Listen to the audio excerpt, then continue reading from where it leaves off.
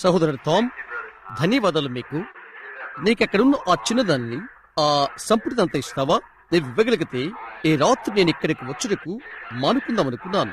నాకు ఫ్లూ జ్వరం ఉన్నది. నేను ఇక్కడ ఉంటున్నానని వాగ్దానం చేశాను. నేను సహోదరు నెవిల్తో చెప్పాను. సహోదరు కాక్స్ ను ఇక్కడికి వచ్చి అతనికి చెప్పమని నేను చెప్పాను. సహోదరు నెవిల్ కు వెళ్లి పరిచర్య జరిగించమని. నాకు ఎంతో గొంతు బొంగరుపోయిందని, కీట్స్ అని కూడా నేను అనలేనని చెప్పమన్నాను. అతను తిరిగి వచ్చి చెప్పాడు, నీ వచ్చుడు మంచిది సహోదరు బిల్, అది మంచి పని అని అనుకుంటాను అని చెప్పాడు. కాబట్టి నేను ఎల్లప్పుడూ కూడా ఒక విధమైన ప్రయత్నం చేయడానికి యత్నిస్తుంటాను. నేను నిజంగా మీకు బోధించడానికి బొంగురుపోయిన గుర్తుతో ఉన్నాను. అయితే ఇక్కడ ఉన్న ఈ వస్తువు సహాయంతో కొద్దిసేపు మీతో మాట్లాడతాను. నేను ఇండియాకు వచ్చిన ప్రతిసారి కూడా నాకు గొంతుగా బొంగురుపోతుంది. ఎందుకో నాకు తెలియదు.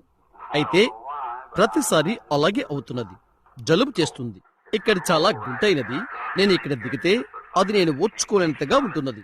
నేను ప్రార్థన చేశాను, ఎలాగైనా అది వచ్చినట్లుగా కనిపిస్తుంది. అయితే నేనేది చేయగలను?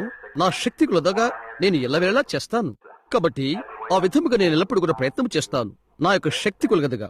అదే ఇప్పుడు దేవుడు గౌరవించేది, ఎదురు చూసేది. క్షమించండి, అదే ఆయన ఎదురు చూచినది.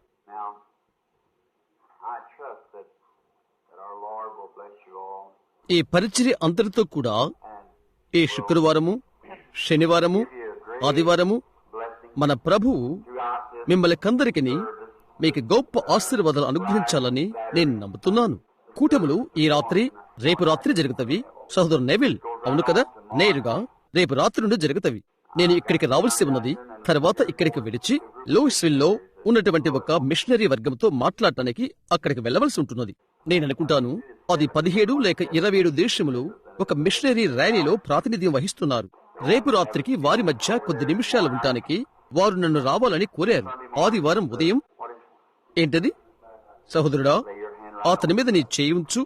మా పరలోకపు తండ్రి, నీ ప్రేమైన బిడ్డ నామమున, యేసు నామమున మేము ప్రార్థన చేస్తున్నాము. ఇప్పుడే ఈ సమయమందు నీ కనికరం మా పైన ఈ రాత్రి ప్రచురించమని, ఈ సమయంలో బహు బాధతో ఉన్నటువంటి అగుపిస్తున్న అక్కడ కూర్చొని ఉన్న మనిషిపై మా సహోదరుని స్వస్థపరచడం వలన నీ కనికరము అధికము చేయమని ప్రార్థన చేస్తున్నాము. నీవు ఇలాగ చెప్పి ఉన్నావు, మీరు స్వస్థత పొందినట్లు మీ పాపములు ఒకరితో ఒకరు ఒప్పుకొనుడి, ఒకరి కొరకు ఒకరు ప్రార్థన చేయుడి అని. ఈ రాత్రి ఈ ప్రజలతో కలిసి ప్రభుని యేసు నామమున ఈ సమయమందు మా సహోదరుని నీవు స్వస్థపరచమని నేను ప్రార్థన చేస్తున్నాను. అక్కడ సహోదరుడు నిలబడి తన చేతులు అతనిపై ఉంచి ఉన్నాడు. ప్రభు అయిన యేసు హస్తమునకు ప్రతినిధిగా మేము మా ప్రార్థనలు కలిపి నీకు పంపుతున్నాము. క్రీస్తు నామములో అతడు కలిగి ఉన్న ఈ వ్యాధి నుండి త్వరగా మా సహోదరుడు కోలుకుండు కాక. ఆమేన్. సహోదరుడా, ప్రభు నిన్ను దీవించును కాక. మీరంతా కొద్దిగా గాలిని అతనికి రానివ్వండి. ఒక విధంగా అతడు అక్కడ కొద్దిగా ఒత్తుకుపోయాడు. ఎందుకు అతన్ని బయటికి వెళ్ళనివ్వకూడదు? మీరు బయటికి వెళ్ళాలనుకుంటే నేరుగా వెళ్లిపోయి అక్కడ భవనంలో వెనుక ఒక స్థలం తీసుకోండి. అక్కడ గాలి వస్తుంది. మన ఇబ్బందులన్నీ ప్రభు యేసుకు తెలుసును. ఆయన మన భారములకు అడ్డువచ్చువాడు. ఆదివారం ఉదయం పెందలికడనే 6 గంటలకు సూర్యోదయ ఆరాధన. ఈస్టర్ రోజు ఎంతమంది మీలో సూర్యోదయ ఆరాధన ఇష్టపడుతున్నారు? గొప్ప ఆశీర్వాదన మనం ఎదురు చూద్దాం. తరువాత ప్రభుచితమైతే సూర్యోదయ ఆరాధన నేను తీసుకుంటాను. అది 6 నుండి 7 వరకు. తరువాత మీ ప్రాతకాల పలహారం కొరకు తిరిగి వెళ్ళుట 9:30 క్రమంగా ఉండే ఆదివారపు బడి. సహోదరుడు నెవిల్ ఇక్కడ ఉంటాడు. ఆదివారం బడి అయిన వెంటనే ఎవరికి బాప్తిసం కావాలో ఈస్టర్ ఉదయవేళ బాప్తిసముల కార్యక్రమం నేను తీసుకుంటాను. మీకు ముచ్చిన బాప్తిసం ఇంకా పొందకపోతే, అలా ఆశపడితే మీరు క్రైస్తవులు, యేసుక్రీస్తు దైవత్వమును, ఆయన దేవుని కుమారుడని మీరు నమ్మండి.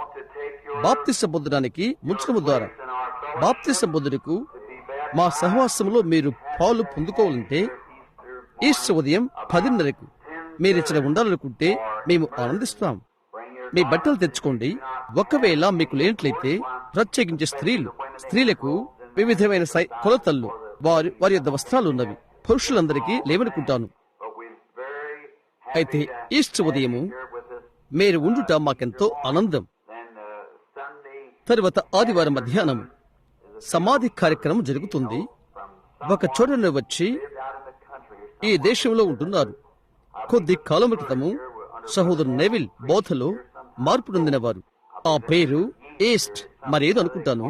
సమాధి గృహం నుండి వారు నన్ను పిలిచి, నన్ను సహోదరు నెవిల్ వచ్చి పాట పాడి ఆదివారం మధ్యాహ్నం 2 గంటలకు సమాధి గృహం మోట్స్ సమాధి గృహం యొద్ద కార్యక్రమం జరిగించమని అడిగారు. ఆ స్త్రీ నాకు జ్ఞాపకం లేదు. ఈస్ట్ అనేక మంది మీలో పత్రికలు చుచ్చుకుంటారు అని నేను అనుకుంటున్నాను. ఈ రాత్రి అవును, ఎడ్డా జస్టిస్ మీరు ఎరిగి ఉండవచ్చును. బహుశా ఆమె యవన స్త్రీ, అవును కదా సహోదరి? అది నిజమేనా? ఒక యవనస్తురాలు. ఆమె తల్లి నన్ను పిలిచి ఆమె 2-3 బిడ్డలను విడిచి వెళ్ళినది అని చెప్పినది. అదెంతో చెడ్డ విషయం. అది మధ్యమైన జీవితం యొక్క చెడును చూయించుతున్నది. అది అవును కదా? అయితే ఆమె క్రీస్తు యేసులో ఉన్నట్లయితే ఆమె ఎంతో దూరంగా ఉండేది. ఈ రాత్రి ఈ భవనంలో కూర్చుని ఉన్న ఏ వ్యక్తి కంటేను మిగతా మర్చులు ఎలాగ వెళ్తారు అలాగూ ఆమె మరణ ఛాయలో గుండా వెళ్ళినది. ఒక దినాన నేను ఆ దారిని యాత్ర చేయవలసి ఉంటుంది కూడా. అయితే మనమొక్కరమే యోర్దానును దాటనవసరం లేదు, ఎందుకనగా ఆయన మన యొక్క రక్షకుడు. కాబట్టి మీరు మోటస్ ఫినరల్ హోమ్ సమాధి తోటకు రావాలని ఆశిస్తే అది మాప్లే స్ట్రీట్ లో ఉన్నది. వాల్నట్ కాదు, లోకస్ట్ వాల్ స్ట్రీట్ మధ్య ఉంటున్నది. మీరు పశ్చిమ దిశకు వెళ్తుంటే కుడి చేతి వైపు. దాని యొక్క సంఖ్య ఎంత? 221. పాత స్కాట్ మరియు హోమ్స్ ఫినరల్ హోమ్ ఆ సమాధి తోట ఉండే దగ్గర అది ఉంటున్నది. నేనది చిన్నవాణిగా ఉండినప్పుడు అది ఉన్నది. అది ఆదివారం మధ్యాహ్నం 2 గంటలకు. తరువాత ఆదివారం సాయంకాలం యథాతథంగా ఈస్టర్ కూటమి ఇక్కడ ఉంటున్నది. ఆదివారం రాత్రికి బహుశా మేము మరణము, పాతి పెట్టబడుట, పునరుద్ధానం గురించి బోధిస్తాము. రాబోతున్న వారానికి మన ప్రభు ఏమి చేయను? కూటములు కొనసాగించుటయా లేక ఏమైనా మాకు ఇప్పుడే తెలియదు. రాన్న వారానికి మీరందరూ ఇక్కడ ఆదివారం ఉండగలరని మేము నమ్ముతున్నాము. అనేక మంది బోధకులను నేను గుర్తిస్తున్నాను. మన యొక్క కూటాలకు తరచుగా వచ్చుచున్న మిస్టర్ ఫుల్లర్ ఇక్కడ ఉన్నాడని నాకు చెప్పారు. ఫుల్లర్ అను మనిషి ఇక్కడ ఉన్నాడా? న్యూయార్క్ లో ఒక స్థలం నుండి మరొక స్థలానికి కూటములకు తీసుకుని వెళ్ళినది నీవే కదా సహోదర ఫుల్లర్? నిన్ను చూచుట ఆనందంగా ఉన్నది. ప్రభు నిన్ను దీవించును. తర్వాత మరి యొక్క చిన్న దైవ సేవకుని నేను చూస్తున్నాను. అది సహోదరు థామ్ కు తెలియదు. ఆ అబ్బాయి యొక్క ఆఖరి పేరు నాకు కూడా తెలియదు. అయితే వారు అతన్ని జూనియర్ అని అక్కడ పిలుస్తారు. జాక్సన్, సహోదరుడు జాక్సన్, జూనియర్ జాక్సన్. సహోదరుడా జాక్సన్, నీ ఆఖరి పేరు పైకెత్తు, నీ ఆఖరి చేయి పైకెత్తు. నీవు మాతో ఉండుట ఆనందం. అతడు అక్కడ దిగునున్న మెథడిస్టు సంఘము ఎలిజబెత్ నుండి వచ్చినవాడు. మేము సువార్త పొలంకు వెళ్ళక మునుపు ప్రభుచితమైతే చాలా త్వరగా ఒక కూటమి నేను అక్కడ పెడతాను. ఘనమైన పిలుపు ఇండియాకు. ప్రతిదీ కూడా ప్రతిదినము చిక్కనైపోతున్నది. నా కొరకై ప్రార్థించండి. ఈ రాత్రి ఇది మంచి శుక్రవారము. ఈ రాత్రి ఈ సమయానికి యెరూషలేములో సూర్యుడు పైకి వచ్చి శనివారం ఉదయం అవుతుందని నేను ఊహిస్తున్నాను. అయితే రోజంతా ఎక్కడైతే మందకొడిగా సిలువను లాగిన ఆయన రక్తపు గుర్తులు ఉండెనో అదే త్రోవలో ప్రజలు త్రొక్కిసలాడుతూ ఉంటారు. వారి ఆత్మలోని ఆవేదనతో కన్నీరు కాచుచూ ఏడుస్తుంటారు. అనేకమైన దేవాలయములు తదితరమైనవి ఈ మహా జ్ఞాపకార్థ సమయాన్ని జరుపుకుంటవి. ప్రపంచం పండుగ ఆచరించు సమయం ఉన్నట్లయితే అది ఇప్పుడే. ఈ ఇబ్బందికరమైన ఘడియలోనే మన యొక్క సహోదరి ఈ చిన్న ఆర్గాన్ చూస్తున్నదో లేదో అని అనుకుని ఆశ్చర్యపోతున్నాను. నేను ఆర్గాన్ ను ప్రేమిస్తాను. నేను పాతకాలపు వానిలా ఉంటాను. దాని మీద మనము శృతి చేయగలము అని నేను ఆశ్చర్యపోతున్నాను. సిలువ చెంత యేసువా చేర్చి నన్ను ఉంచు. చాలా కాలము క్రితము హృదయాభిలాష పాటలు పాడేటివారము. హృదయాన్ని ఆకర్షించేవి పాతకాలపు ఆ మంచి పాటలు. మనమందరము దానితో ఏకీభిద్దాం. అది నేను అభిమానిస్తాను. ప్రశస్తమైన ఊట అక్కడ ఉన్నది. అందరికీ అది ఉచితమే. ఒక స్వస్థపరచు ప్రవాహము కల్వరి కొడ నుండి అది ప్రవహిస్తున్నది. దాని యొక్క వచనం ఎంతమందికి తెలుసును? ఎలాగైనా ఇప్పుడే మీరు నాతో కలిసి కలవండి. ఇప్పుడు మనము మన చుట్టూరా ఉన్న తెరలను క్రిందకి దించుదాము. ఈ మధ్యాహ్నం 1900 సంవత్సరాల క్రితమునకు మన మనసులు పెడదాము. ఓ, ఎటువంటి అర్పణ! The world's never known nothing like that. అలాంటి దాన్ని లోకము ఎన్నడూ ఎరుగదు. Shut the whole లోకమాంతటిని వణికింపచేసినది. ఇప్పుడు ఆ స్థలము దగ్గర ఉండాలని నీవు ఆశిస్తున్నావా? ఎక్కడైతే ఆయనతో ఆశీర్వాదాల సహవాస స్థలమున్నదో అక్కడికి పాతకాలపు పద్ధతి ద్వారా మనం ఇప్పుడు అది పాడుకుందాం. ఇప్పుడు నీవు ఏ విధంగా పాడుతావో అలాగే పాడు. మంచిది. సహోదరుడు టామ్, నడిపించట్లు నాకు సహాయం చేయి. చేస్తావా? ఇప్పుడు నాకు ప్రయత్న స్వరం లేదు. సరే, మంచిది మంచిది.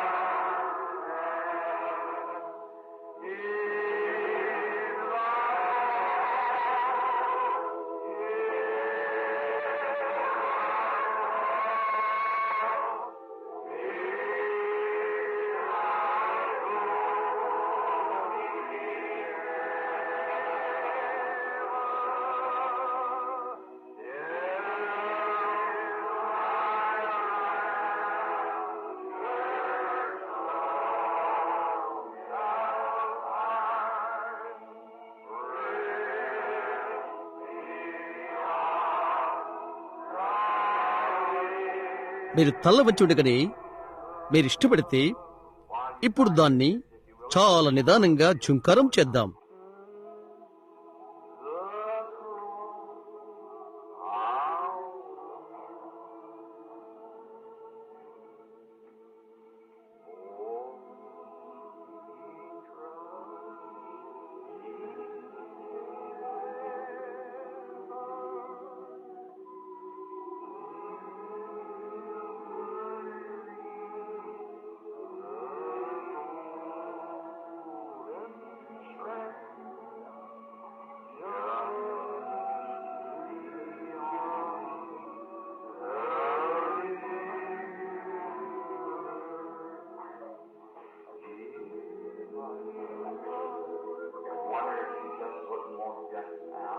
మీరు కావాలనుకున్నట్లయితే ఎవరు దానిని మీకు చేయలేదు. క్రీస్తుకు మీ జీవితాన్ని మరలా సమర్పణ చేసుకోవాలనుకుంటున్నారా? ప్రభువా, నన్ను జ్ఞాపకముంచుకో. అలసిపోయి బాధను అనుభవించి రక్తము చిందించి నాకై చనిపోయిన నిన్ను శ్లాఘిస్తున్నాను. నేను అయోగ్యుణ్ణి. అయితే నా చేతిని నేను విడిచిపెట్టబోతున్నాను. ప్రభువా, నీవు నన్ను చూస్తున్నావు. నా జీవితాన్ని తిరిగి సమర్పణ చేసుకోవాలనుకుంటున్నాను. దేవుడు మిమ్ము దీవించును. దేవుడు మిమ్ము దీవించును. మంచిది. ఈ మంచి శుక్రవారం రాత్రి నన్ను నేనుగా తిరిగి సమర్పణ చేసుకోవాలని ఆశపడుతున్నాను. ప్రభువా, దేవుడు మిమ్మల్ని దీవించును. తండ్రి, ఎవరైతే చేతులు పైకెత్తి ఉన్నారో వారిని నీవు దీవించమని నేను ప్రార్థిస్తున్నాను. అది చేయుటకు ఎవరికైతే ధైర్యం లేదో వారిని దీవించమని ప్రార్థన చేస్తున్నాను. సకలమునకు సంతృప్తి యగు ఆయన ఈ రాత్రి వారిలో ప్రతి ఒక్కరిని దీవించమని మేం ప్రార్థిస్తున్నాము. మేము కలవరిని గూర్చి ఆలోచిస్తున్నాము. మా రక్షకుడు దేవుడు సిగ్గుపరచబడిను, హీనపరచబడిను. పిలాతును బ్రతిమలాడిన తర్వాత ధనవంతుడకు ఒకని చేతులకు అప్పగించబడి అతడు ఆయన శరీరమును తీసుకుని పోయిను. అతడిని తీసుకుని పోయి శుభ్రమైన యొక్క నారబట్టలో చుట్టి దాన్ని సమాధిలో పెట్టుటకు. ఓ దేవా, ఆ దీనులైన వారు ఎటువంటి భావన కలిగి ఉన్నారు! ఆ సమయమందు వారు ఓడిపోయినట్లు అయిపోయారు. వారెంతగానో నమ్మిన ఒకరు ఇప్పుడు సమాప్తమైపోయాడు. అయితే ఎంతకాలము కాదు, రక్తసిక్తమైన అర్పణ అది అందరికీ. ఒక దినాన కొన్ని గంటల తర్వాత ఆయన తిరిగి లేచాడు. తరువాత సంతోషము కలిగినది. ప్రభువా, ఈ రాత్రి సహాయం చేయము. మేమీ సమయమందుండగా అది మాపై ఉన్నదేమో. మా విమోచనకు ఖర్చగు వేదన మేము చూచున్నట్లు, మేము ఆనందంగా ఉండుట కొరకై ఖర్చగు దుఃఖమును మేము చూచున్నట్లు, ప్రభువా, ఈ రాత్రి మాకు మేము నీకు సమర్పణ చేసుకుందుము కాక మా ఆత్మలో వేదన నుండి. ఓ దేవా, ఎంతటి భయంకరమైన మరణము అని దూరాన మేము చుచిదము కాక పాపమెంతటి క్రూరమైనదో. నీవు మమ్మల్ని అందరినీ ఇప్పుడు దీవించమని నేను ప్రార్థన చేస్తున్నాను. ఇక్కడ నీ సేవకుడు దీనస్వరముతో నిలబడి ఉండగా మరియు నీ బిడ్డలు వాక్యము నుండి ఒకటి వినాలని కనిపెడుతూ ఉండగా, ఓ దేవా, నీవు నాకు సహాయము దయచేయము. ప్రభువా, నాకు సహాయం చేయము. మా జీవితాలు, మా హృదయాలు తిరిగి ప్రతిష్ట చేసుకొనుచుండగా ప్రతి ఒక్కరి కొరకై జీవవాక్యమును విప్పము. మేము అర్పణ గురించి తలస్తున్నప్పుడు మా అంతరంగంలోను మా గుండెల్లోనూ కన్నీరు కారిపోతుంది. ఇప్పుడు మాకు సహాయం చేయము. క్రీస్తు నామమున మేము అడుగుతున్నాము. ఆమేన్.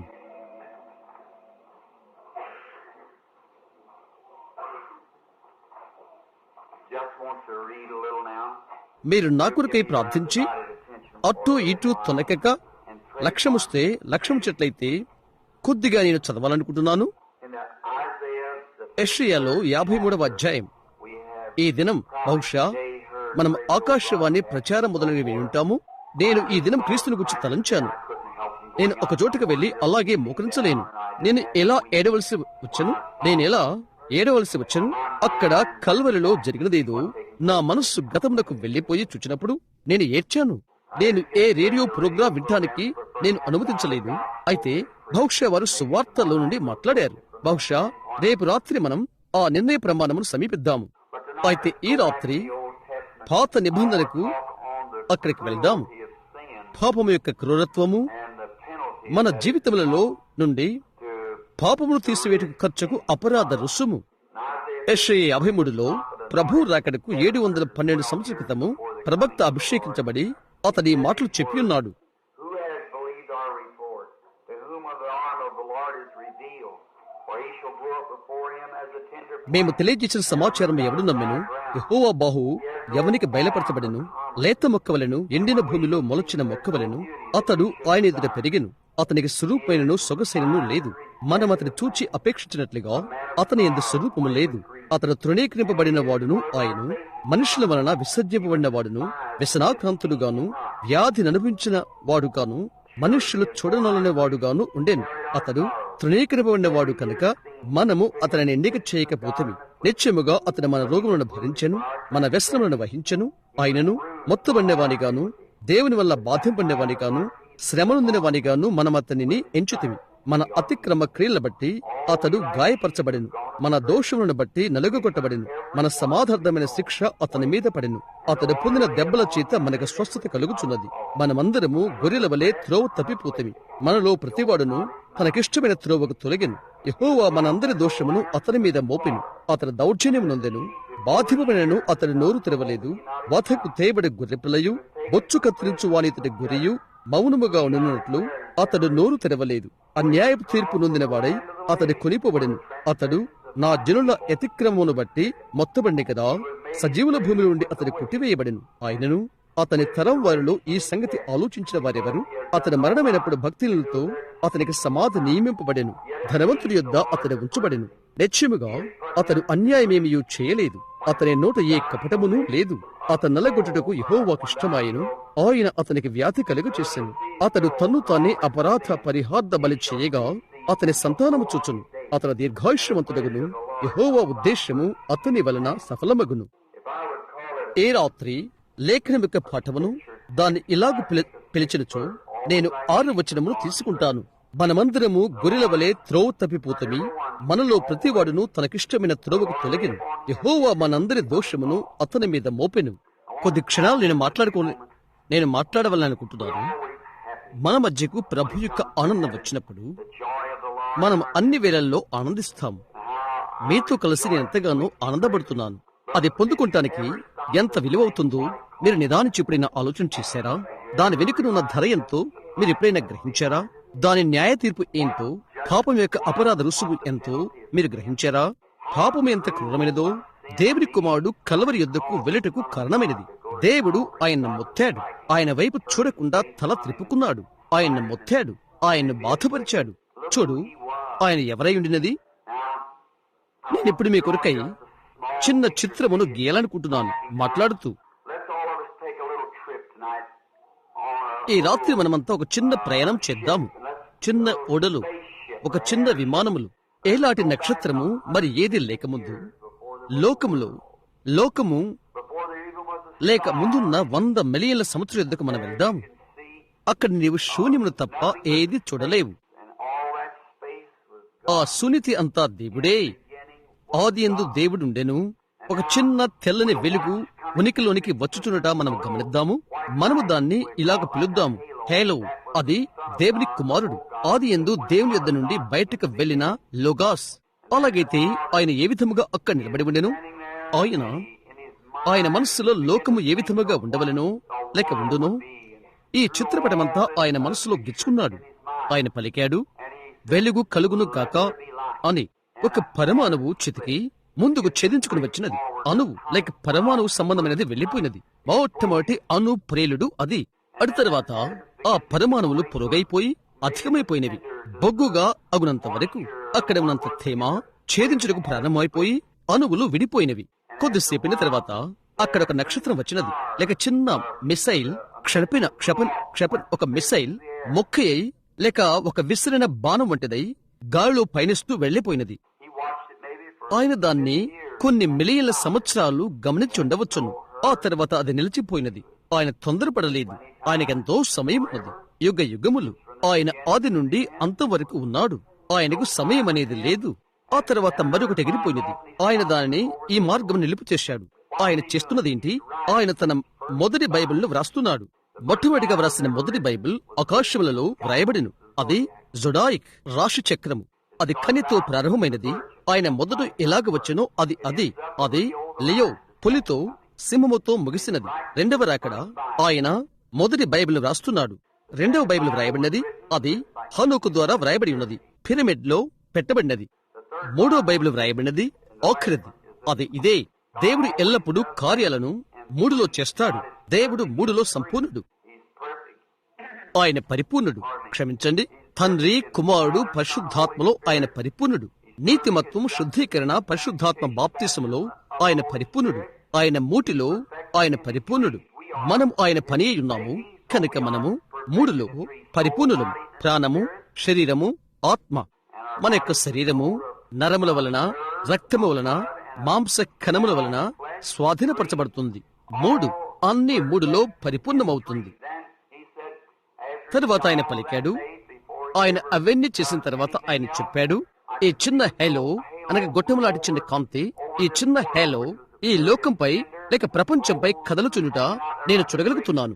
అది కేవలము గడ్డగట్టిన బొగ్గు ముద్దగా, పెద్ద తెలాడుతున్న మంచు ముద్దగా అక్కడ వేలాడుతున్నది. ఆయన దాన్ని సూర్యునికి దగ్గరగా కదిలించాడు. ఆయన దాన్ని ఈ విధముగా సూర్యుని చుట్టూ త్రిపుటకు ప్రారంభించాడు. అది కరుగుటకు ప్రారంభమైపోయినది.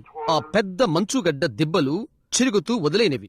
టెక్సాస్ దిద్దుకుంది. పల్లపు ప్రాంతాలు అక్కడ ఉన్నవి. అక్కడికి తేలాడు మంచు గడ్డలు ఏ విధముగా వచ్చునువను మనకు బోధించబడినట్లు ఉత్తమోత్తమైన దినచర్య శాస్త్రజ్ఞులు కొలత వేయగలరు. ఆ తర్వాత ప్రపంచమంతా మెక్సికో సముద్రపాయ మొదలుగా వానికి కదిలిపోయి నీటితో మిళితమై అలా అగుటకు ప్రారంభించినది. ప్రపంచం లేక భూమి నిరాకరముగాను శూన్యముగాను ఉండెను. ఇప్పుడు మనం ఆదికాండం 1లో ఉన్నాము. చూస్తున్నారా?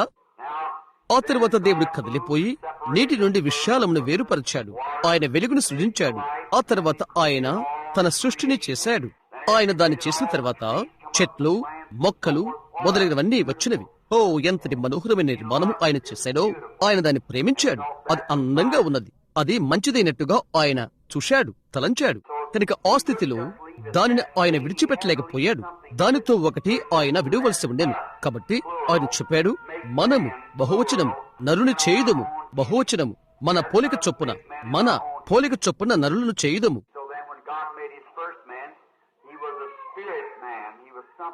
అతడు దేవుని క్రమము చొప్పున ఒకటి అతడు, లేక దేవుని కుమారుడు లోగాస్ క్రమము చొప్పున ఉన్నవాడు. అతడే మొదటి మనుష్యుడు.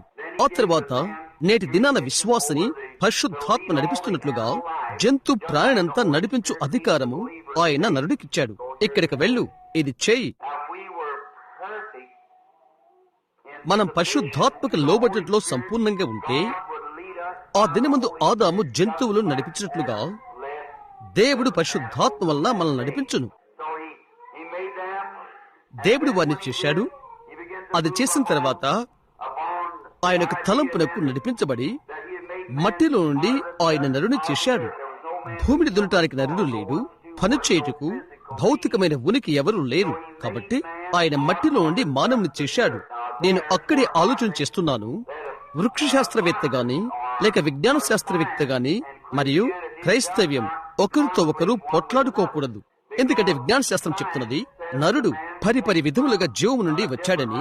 మరి మనమంటాము, ఇక్కడున్న మనిషిని చూచి మనం చెప్తాము అతడు దేవుని స్వరూపి అని. ఇది దేవుని యొక్క పోలిక కాదు. ఆరంభంలో ఇది జంతు ప్రాణి యొక్క పోలిక. పరిణామ శాస్త్రజ్ఞులు వాదిస్తారు. వారు చెప్పే పరిణామ గొలుసును నేను నమ్మను. అందరూ ఏకకణ జీవి నుండి వచ్చారని, అయితే మనము పరిణామము చెందామని నిజంగా నేను నమ్ముతాను. ఒక మనిషి నుండి మరి ఒక మనిషి యొద్దకు పరిణామము చెందుట. అయితే దేవుడు అదంతా అలాగే చేసి ఆయన నేల మట్టితో అతన్ని చేశాడు. ఆయన స్వంత పోలికలో కాదు సుమా, ఆయన ముందుగానే మానవుని చేశాడు. తరువాత అతని నాసికానంద్రములలో జీవాయువును ఊదగా అతడు జీవించు ప్రాణి అయ్యను. కాబట్టి మనుషుని యొక్క ప్రాణం ఆత్మ యొక్క స్వభావము. ఇప్పుడు నీవు తిరిగి జన్మించినప్పుడు క్రొత్త ఆత్మను నీవేం పొందవు. నీవు ఆ ఆత్మకు క్రొత్త స్వభావాన్ని పొందుకుంటావు. అది అదే ఆత్మ అయితే దాని యొక్క క్రొత్త స్వభావము. నీవిద్దరు మనుషులు తీసుకో, కలిపి నిలబెట్టు. ఇద్దరు ఒకే విధంగా కనిపిస్తారు. అందులో ఒకరు పాపి, అందులో ఒకరు క్రైస్తవుడు. ఒకడు చెప్తాడు, నీకున్న ఆత్మ నాకున్నది అని అంటాడు. చూశారా? అయితే అందులో ఒకరు వేరుగా ఉంటాడు. అతని ప్రాణం, అతని స్వభావం వ్యత్యాసకరంగా ఉంటుంది. అతడు మార్చబడ్డాడు. కాబట్టి అటు తర్వాత ఈ మనుషుల్లో ఊదాడు. ఎలాగునో అతనిని ఆయన ఎలాగు చేసినో నాకు తెలియదు. తన భూసంబంధమైన గృహముతో అతని సంబంధము కలిగి ఉంటుకై అతనిలో 5 జ్ఞానేంద్రియాలు పెట్టాడు. చూచుట, రుచి చూచుట, స్పర్శించుట, వాసన చూచుట, వెనుట. అతనిని ఆయన ఆ విధముగా చేశాడు. ఆ ఇంద్రియాలు దేవునితో సంబంధము కలిగినట్టుకు కాదు. దేవునితో సంబంధము కలిగిండు అతని ఇంద్రియము, అతని యొక్క ఆత్మ. పాపము చేసిన ప్రాణం, ఆ ప్రాణము చవవలను. నేనిప్పుడు చాలా దూరాలకు వెళ్తున్నాను. ఒకదాన్ని తీసుకొచ్చుకొరకై కల్వరిలో దేవుడు ఏమి చేయవలసి ఉండెనో అట్టి ప్రతి ఒక్క విషయాన్ని మీరు పొందుకుంటారని నేను నిరీక్షిస్తున్నాను. ఈ నరునికి ఆయన అతనిని 5 ఇంద్రియాలతో పెట్టాడు. అటు తర్వాత నరుడు అతని ఒంటరిగా ఉన్నాడు. కాబట్టి ఆయన అతనికి భార్యను, సాటిన సహకారిని తయారు చేశాడు. అతని ప్రక్కలోని ఎముకను తీసి స్త్రీగా చేశాడు. అన్ని పోలికల కంటే అందమైన పోలిక. దేవుడు క్రీస్తు ప్రక్కలో నుండి పెళ్లి కుమార్తెను తెయ్యుట. చూశారా? దేవుడు ఆదాము ప్రక్కను తెరచి ఒక ప్రక్కటెముకను తీసుకున్నాడు. అది స్త్రీ కంటే పురుషుడు ఒక పక్కటెముక తక్కువగా ఉన్నాడు శరీర రూపములో. దేవుడు కల్వరిలో క్రీస్తు ప్రక్కను కోసి లేక తెరచి పెళ్లి కుమార్తెను బయటికి తీశాడు. సంఘమనగా క్రీస్తు రక్తము ద్వారా క్రీస్తు శరీరంలోనికి అకారణము చేతనే మనము లోపలికి వచ్చాము. మరో వేరే దారి ద్వారా కాదు. నీవు ఏ సంఘానికి చెందినను, నీవెంత మంచి మనిషివైనను, నీవెంత మంచి స్త్రీవైనను, సమస్త సంపూర్ణమైన దేవుని యొక్క అర్పణను నీవు అంగీకరించవలసి ఉన్నది. ఆయన స్థిరపరిచిన మార్గమును, లేదా నీవు నశించిపోతావు. అవునది నిజం. నీవు వచ్చేటువంటి మార్గము అదొక్కటి మాత్రమే.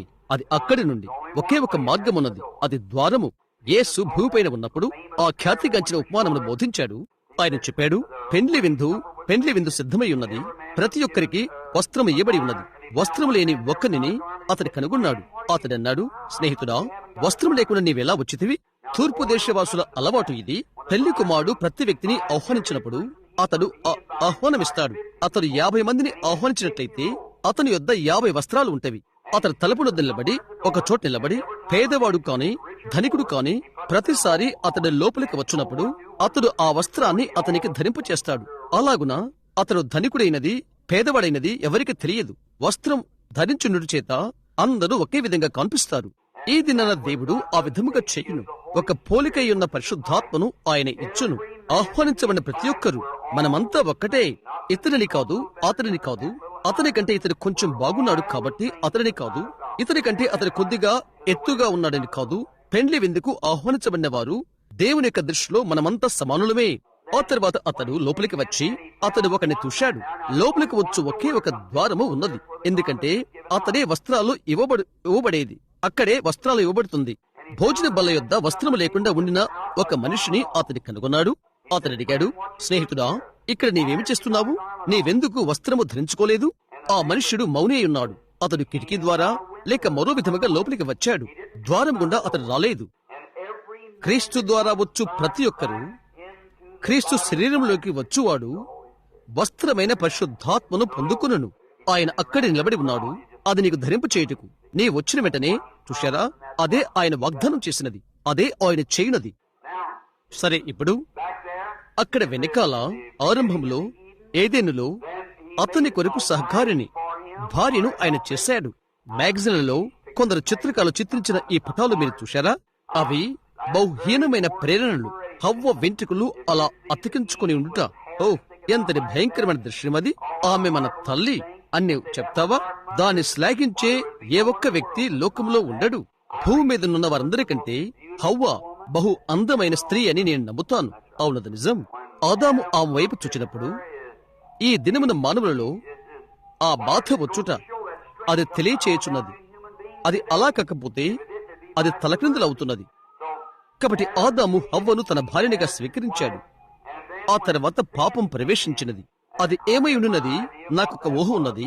నేను మందిరములో దాన్ని తెలియచేయను. ఒక విధమైన చిన్న తరగతి అయితే తప్ప ఆరంభములో పాపము ఏమై ఉండున్నది అనున్నది, ఏమై ఉండేది అనేది. ఎలాగైతేనేం అది చేయబడినప్పుడు దేవుని నుండి సహవాసాన్ని అది వేరు చేసినది. ఎప్పుడు నేను తీసుకురావాలనుకున్న చిత్రపటం ఇక్కడే ఉన్నది. దేవుడు గ్రహింపు చేసుకున్న తర్వాత ఒక దేవదూత లేక ఒక ఉనికి వచ్చి దేవునితో చెప్పాడు, నీ కుమారుడు తప్పిపోయాడు, అతడు పాపం చేశాడు, అతడు పడిపోయాడు. గమనించు, మనుషుని యొక్క మిక్కుటమైన ప్రయాస చూడు. మొదటి విషయం, తనకు తాను ఒక మతాన్ని తయారు చేసుకున్నాడు. నరుడు ఒక విధమైన మతమును కలిగి ఉన్నాడు. గత దినము నగరంలో ఒక ఖ్యాతిగాంచిన మనుషులతో నేను మాట్లాడుతున్నాను. అతడంటాడు, సహోదరు అబ్రహాం, నా మతమేదో నీకు తెలుసా? బంగారు చట్టాన్ని కాపాడడం. అది మంచిదే. అయితే సహోదరుడా, మనుషుడు తిరిగి జన్మించకపోతే అతను నశించిపోతాడు. అవును, అతను తిరిగి జన్మించవలసి ఉన్నది. గోల్డెన్ రూల్, బంగారు చట్టం మంచిదే. మర్తుడైన మనుషుడు అది చేయగలడు. అయితే అదంతా అతీతమైన దారిన ఉండవలసి ఉన్నది. మనం అతీతమైన విధముగా జన్మించిన కొరకై దేవుడు ఏమి చేసినో నీవు చూస్తావు. వారు పాపం చేసినప్పుడు అతడు తనకు తాను తయారు చేసుకున్నాడు. మతము అను మాటకు కప్పుకుంటున్న అర్థం. అది ఒకటి కప్పుకున్నట్టు అవుతున్నది. ఈ కోటు నైతికమైన భక్తి నాకు, ఎందుకనగా ఇది నా ఉనికిని కప్పుతున్నది. నీ బట్టలు అంతే, అది ఒక కప్పు. తరువాత గమనించు, ఆదాముకు అతడు దేవుని ముఖాముఖిగా కలుసుకోకుండా ఉండు అంతవరకు అతని అంజూరపు ఆకులు మంచివే. అయితే అతడు దేవుని ముఖాముఖిగా కలిసినప్పుడు అతడు అంజూరపు ఆకులు ఉపయోగపడవని అతడు గ్రహించాడు. స్నేహితుడా, నీవు చాలా మంచివాడవని నీవు తలంచవచ్చు. చూస్తున్నారా? నీవు కావచ్చు, మంచిదే. అయితే దేవుని నీవు ముఖాముఖిగా కలయిటకు వచ్చినప్పుడు నీ కొరకు దేవుడు ఏర్పాటు చేసిన అర్పణను నీవు అంగీకరించకపోతే నీవు నశించిపోతావు. మరి అది నీవు ఎరుగు. వారు చనిపోవటం నేను గమనిస్తూ వారి పడకల ప్రక్క నేను నిలబడ్డాను. వారి చేతులకు వైద్యుడు హైపో పొడవటం నేను చూశాను. నిశ్శబ్దంగా ఉండుటకు అరుపులు అరుస్తూ అలాగుంట నేను విన్నాను. ఓ, వారి ప్రక్కనే వారు ఉన్నారు అని చెప్పారు. నేను అడిగాను, డాగ్, ఒక్క నిమిషం అది ప్రక్కనుంచు. గమనిస్తున్నారా? వారు మంచి అని వారు తలస్తున్నది నీ వినగలవు. ఒక్కని ఎదుట సరైనదిగా కనబడు మార్గము కలదు. తుదకది మరణమునకు త్రోవ తీయను. దేవుని వలన పునర్జన్మెత్తని ప్రతి మనిషి ఆ నాశన మార్గమున పోవును. దానికి నీవు సహాయము చేయలేవు. నీ స్వంత ప్రాణం నీకు మార్గము చూయిస్తున్నది. నీవు తిరిగి జన్మిస్తే నీవు వెళ్ళుటకు బద్రువవుతావు. నీవు తిరిగి జన్మించకపోతే నీవు క్రిందకే పోవలసి ఉంటున్నది. నీ స్వంత ప్రాణమే అది చేస్తున్నది. ఒక మాంత్రికుడు తన కర్రతో ఒక చోటనున్న పెట్టెను తెరిచినట్లుగా నీకు దండము లేకపోతే తలుపు తెరుచుకొనదు. నీవు తిరిగి జన్మించకపోతే యథాతథంగా నీవు తిరస్కరించబడతావు. అది అంతే. వారు బయటికి వచ్చినప్పుడు ఆయన ఎదుట వారు ఇక నిలబడలేరని దేవునికి తెలుసును. ఆయనది ఎరిగి ఉన్నాడు. వారు దాక్కుంటున్నారు, పొద వెనుక దగ్గుకుంటున్నారు, అయినను కప్పుకుంటున్నారు. అయితే వారు కప్పుకునేది సరిపడలేదు. మందిరానికి వెళ్లే ప్రతి స్త్రీ పురుషుడు ఈ దినాన నేను ఆలోచన చేస్తున్నాను. ఆలయాలు గనగనలాడుట, గంటలు మ్రోగించబడుట, జనులు మందిరానికి వెళ్ళుట, సంక్షిప్తపడి స్త్రీలు వారి ఈస్టర్ టోపీలు కొనుక్కునుట మొదలైనవి. దేనికై ఇది వచ్చినది?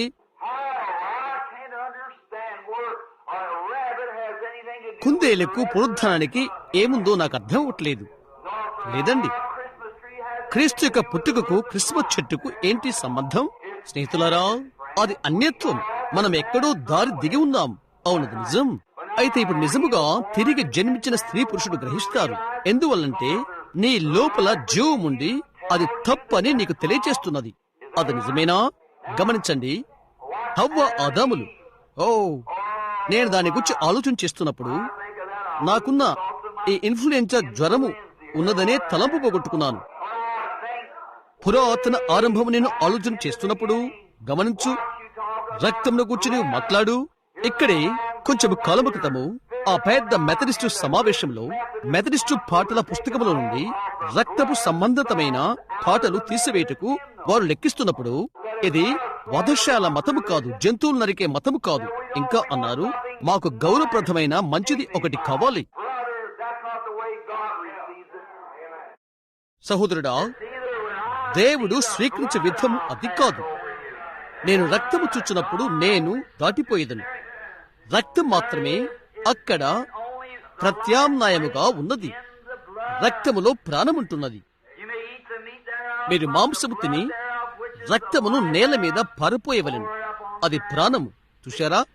ప్రాణమును తినకూడదు. ఎంత మనోహరమైన విషయమో గమనించు. దాన్ని గురించి నేను ఎంతగా ఆలోచించను. తరువాత దేవుడు ఆలోచన చేశాడు, ఆదాము, హవ్వ, ఇక్కడికి రండి. నేను మిమ్మును బయటికి తీసుకుని రాకముందు నేను ఒకటి చేయబోతున్నాను. కాబట్టి ఆయన కొండ ప్రాంతానికి వెళ్లి ఒక గొర్రెను తీసుకున్నాడు. అతన్ని చంపి చర్మం తీశాడు. అది చనిపోయినది. ఎందువలనగా దేవుడు ఆయన వాక్యమును నిలబెట్టుకునవలసి ఉన్నది.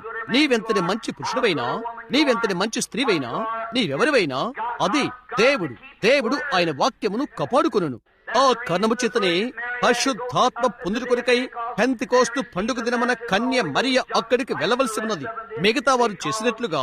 కారణం, ఆమె ఒక మధ్యురాలుగా ఇక్కడ జన్మించినది మరియు పరలోకానికి వెళ్ళక ముందు ఆమె మరలా జన్మించవలసి ఉండెను. ఆమేన్. ఇప్పుడు చూడు స్త్రీ, నేను నీకు చెప్పనివు, కాలములు మారినవి కనుక దేవుడు మారడు.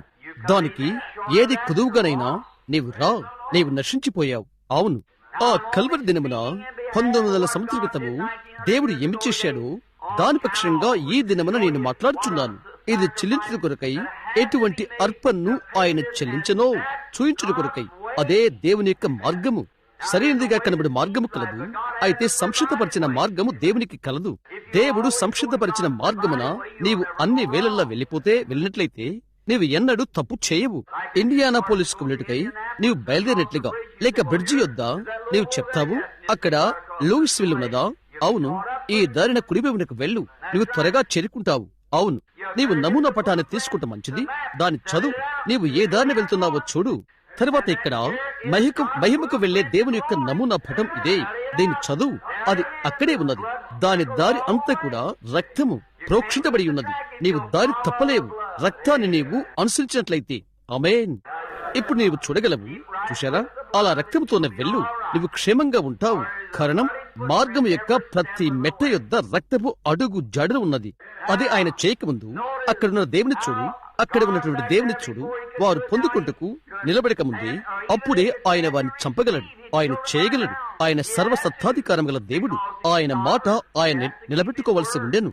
ఆయన అన్నాడు, మీరు దాని తిను దినమున మీరు చనిపోవద్దురు. అది ఎల్లవెల్లా సరిపోతుంది. ఆ తర్వాత నేను ఆయన చూడగలుగుతున్నాను. ఆయన ఈ గొర్రెలను వధించినప్పుడు అవి గొర్రెల సహోదరుడహం అని నీవు అడుగుతావు. నేను దాన్ని నమ్ముతున్నాను. జగదుత్పత్తి మొదలుకొని ఆయన వధింపబడిన గొర్రె పిల్లయ్యున్నాడు. అది గొర్రె చర్మై ఉండెను. అవి తీసుకుని పొదలో విసిరివేశాడు. వారితో చెప్పాడు, వీటిని చుట్టుకొని బయటికి రండి, పొందుకొంటు కొరకు.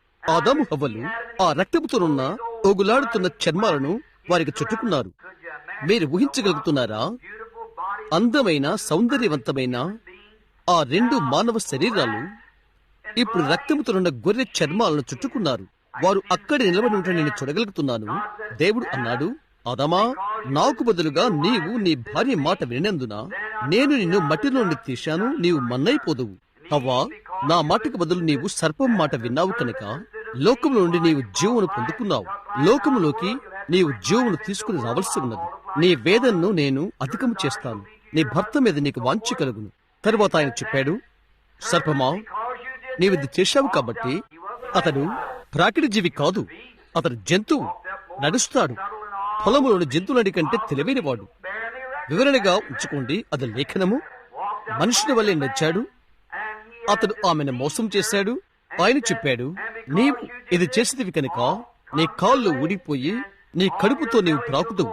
నీ జీవిత దినములన్నీ మన్నే నీకు ఆహారమగును. అక్కడికక్కడే వాడు న్యాయ తీర్పు పొందాడు. దేవుడు ఆయన తీర్పును ఆయన నిలబెట్టుకోవలసి ఉండెను. ఎందుకనగా ఆయన అది మాట్లాడాడు. ఆయన దేవుడు. ఆయన దానిని వెనుకకు తీయడు. ఆయన దానిపైన నిలబడవలసి ఉన్నది.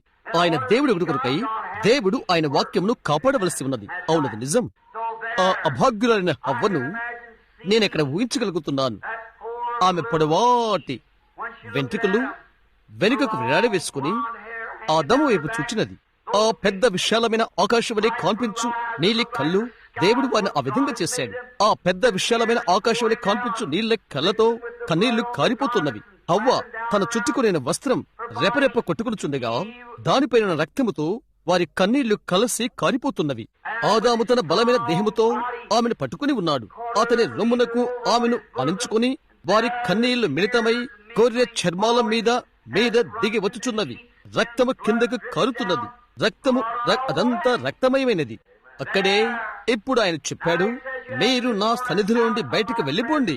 ఆదాము హవ్వలు ఒకరి చేతుల్లో ఒకరు మెలవేసుకుని ఈ విధంగా కదల వెలుట నేను చూడగలుగుతున్నాను. రక్తసిక్తమై ఉన్న గొర్రె చర్మాలు వారి కాళ్లకు దబదబా కొట్టుకుంటున్నవి. అడు తర్వాత శూన్యత అంతా నేను చుట్టుచున్నాను. అది దేవుడే. దేవునికి ఎటువంటి ఆరంభ దినాలు అంతము దినములు లేవు. ఆయన నిరంతరము ఉండును. ఆ మహా గొప్ప విశాలము శూన్యము కలిసి కదిలిపోతూ ఒక శంఖాకారముగా అయిపోయి క్రిందకి వచ్చినది. రక్తముతోనున్న చర్మమును కాళ్లకు రెపరెప కొట్టుకుంటున్న ఏదైనా తోటలుండి వెళ్లిపోతున్న ఆ చిన్న జంటను ఆయన చూస్తూ ఉన్నాడు. ఆయన దాన్ని సహించలేకపోయాడు. అది క్రిందకి కదులుతున్నది. అది క్రిందకి కదిలిపోతున్నది. సాక్షాత్తు దేవుని గుండె. LOVE ప్రేమ అను ఉచ్చరణ. దేవుడు ప్రేమించను. వారు వెళ్లిపోవడం ఆయన చూడలేకపోయాడు. దేవుడు వారిని వెనుకకు పిలిచి ఇలాగు చెప్పాడు, నీ సంతానమునకును సర్పం యొక్క సంతానమునకును వైరము కలుగు చేతును.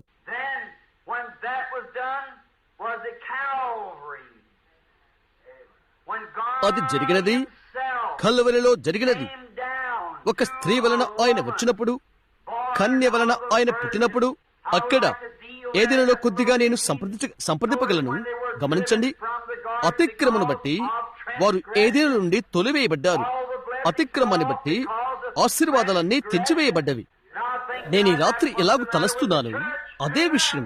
ఇప్పుడు సంఘము అతిక్రమ ద్వారా అన్ని ఆశీర్వాదాలు తెగిపోయినవి సంఘానికి. అక్కడే నీవు ఉన్నావు, ఏదైనా తొడలో నుండి నెట్టివేయబడుట. ఇప్పుడు మీరు గమనించాలని కోరుతున్నాను. కయ్యను, హెబేలు, ఆదాము యొక్క 2 కుమారులు మరియు హవ్వ అర్పణ అర్పించడానికి ముందుకు వచ్చారు. ఆ ద్వారానికి తూర్పు దిక్కున గంభీరమైన కెరూబు ఉన్నాడని నేను అనుకుంటున్నాను. ఏదైనాలో ప్రవేశించు ద్వారం యొద్ద కాపుల కాయచు ఖడ్గము ముందుకు వెనుకకు తిరుగుతూ ఉన్నది. గమనించు, అగ్ని, పరిశుద్ధాత్మిక అగ్ని గుమ్మమును కాపులా కాచుచున్నది. ఏ రోజు గుమ్మమును కాచున్నది అదే. నీవు పరిశుద్ధాత్మను గుర్చి అగ్నిని గుర్చి భయపడితే నీ వెన్నడు లోపలికి వెళ్ళలేవు. అగ్నిమయము దేవుని యొక్క ఖడ్గము. దేవుడు దహించు అగ్ని ఉన్నాడు. ఆ వృక్షమును కాపులా కాయుచుండెను. ఆ జీవవృక్షమును భద్రత తీసుకుని చుండెను. ఆ తరువాత ఇది గమనించు, ఇది ఎంతో అందమైన చిత్రపటము. ఓహో, నేను ఆదామును చూడగలుగుచున్నాను. లేదు, కయ్యూను, హెబెలు శ్రమించడం లేక ఒక అర్పణ చేడుకొరకై వెళ్లిపోవుట. ఎక్కడ వారు ఆరాధన చెయ్యాలో ఆ సింహాసనం యొద్ద నేరుగా గుమ్మము యొద్ద వారి బలిపీఠము కట్టారని నేను అనుకుంటున్నాను. గమనించు, ఇదిగో కయ్యూను వస్తున్నాడు. బహుశా అతడు సంవత్సరం అంతా పనిచేసి దున్ని పెద్ద యాపిళ్లు లేక పెద్ద గుమ్మడికాయలు లేక వారికి ఏమున్నావో అవి తెచ్చుడికి ఏమి చేయాలో అది చేయగలిగాడు. ఆ గుమ్మము యొద్ద దాన్ని తెచ్చాడు. గుమ్మం ప్రక్కనే దేవుని యొక్క సన్నిధానములో ఒక బలిపీఠమును కట్టాడు. అతని యొక్క ఫలములన్నీ అక్కడ పెట్టాడు. పెద్ద రంగు లిల్లీ పువ్వులు మొదలైనవి క్రమబద్ధంగా బలిపీఠం యొద్దకు పెట్టాడు. తర్వాత మోకరించి దేవునిని ఆరాధన చేశాడు. ఇదెంతో మునగాలని నిరీక్షిస్తున్నాను. మును పెన్నడి కంటే మీరు అర్థం చేసుకునే వరకు. ఇప్పుడు గమనించండి, మందిరానికి నీవు వెళ్ళవలనని దేవుడు నిన్ను కోరినట్లయితే హెబెలు చేసినట్లుగా కయ్యూను చేశాడు. కయ్యూను ప్రభువునకు బలిపీఠము కట్టాడు. నీవు చెప్తావు, సరే సహోదరు అబ్రహాం, అది మాత్రమే నేను చేయను, నేను అర్పణ చేస్తాను, విదేశీయుల సేవా పరిచర్య కొరకై నేను డబ్బు ఇస్తాను. అవి మంచివే, అవి మంచివే. అయితే దేవుడు ఇంకా కోరుతున్నాడు. కయ్యూను అదే చేశాడు, అవునా? అతడు అర్పణ తెచ్చాడు, అతడు ప్రభువును ఆరాధన చేశాడు. అతడు మోకరించి ప్రభువును స్తుతి అర్పించి, ప్రభువా, ఇక్కడ నేను ఉన్నాను, ఇక్కడ నేను ఉన్నాను, నేను నీకొక అర్పణ తెచ్చాను, నేను నీకొక బలిపీఠమును కట్టాను. ఆమేన్.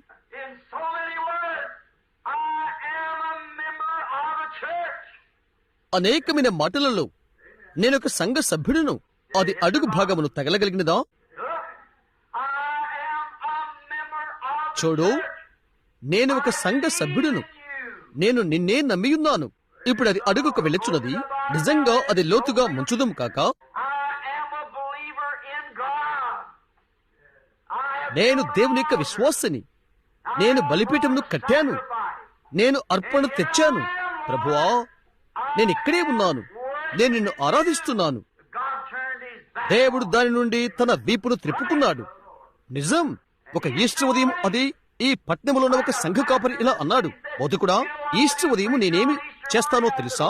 ఏం చేస్తావు అని అడిగాను. నా యొక్క సంఘ సభ్యులందరితో ఇలా చెప్తాను, క్రిస్మస్ ఆనంద శుభములు అని. ఎందుకని అని అడిగాను. తిరిగి మరో ఈస్టర్ వరకు నేను మరలా వారిని చూడను. ప్రతి ఒక్కరూ ఈస్టర్కి వస్తారు, అంతే. కొత్త టోపీలు కొనుక్కుంటారు, కొత్త బట్టలు కొంటారు. వాటి వల్ల క్రీస్తుకు సంబంధం ఏంటి? ఓ, మిలియన్ల డాలర్ల డబ్బు ఈ సంవత్సరం ఖర్చు పెట్టారు. రేపు ప్రొటెస్టెంట్ వారు అందమైన పెద్ద లిల్లీ పువ్వులు ప్రతి సభ్యుడు వచ్చి బలిపీఠం యొద్ద పెట్టి వెళ్తాడు. బలిపీఠం వద్దలు పెట్టు లిల్లీని దేవుడు లెక్క పెట్టాడు. నీవు బలిపీఠం యుద్ధకు రావలేనని ఆయన కోరుతున్నాడు. అది లిల్లీ కాదు, అది నీ యొక్క అర్పణ కాదు. బలిపీఠం వద్ద ఉండవలసింది నీవు. అదే వ్యత్యాసము. బలిపీఠం మీద ఉండటానికి దేవుడు కోరినది నిన్నే.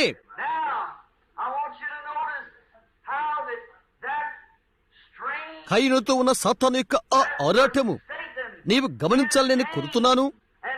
గమనించు దానిని. ఇది మీలో కొందరికి, ప్రయాణమైపోతున్న వారికి, యాత్రికులకు నిజంగా ఆనందము కలుగు చేస్తున్నది.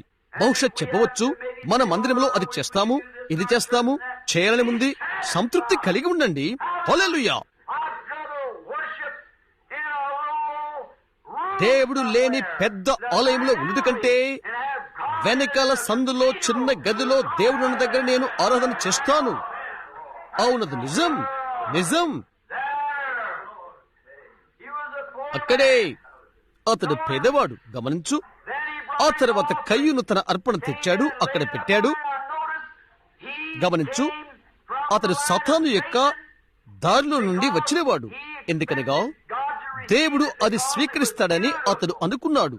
ఎందుకంటే అతడు చేసినది అందమైన ఫలము. అనేక మంది చెప్తూ ఉంటారు, నేను కొన్ని వ్యత్యాసకరమైన పద్ధతులకు సంబంధించిన వాడును అని.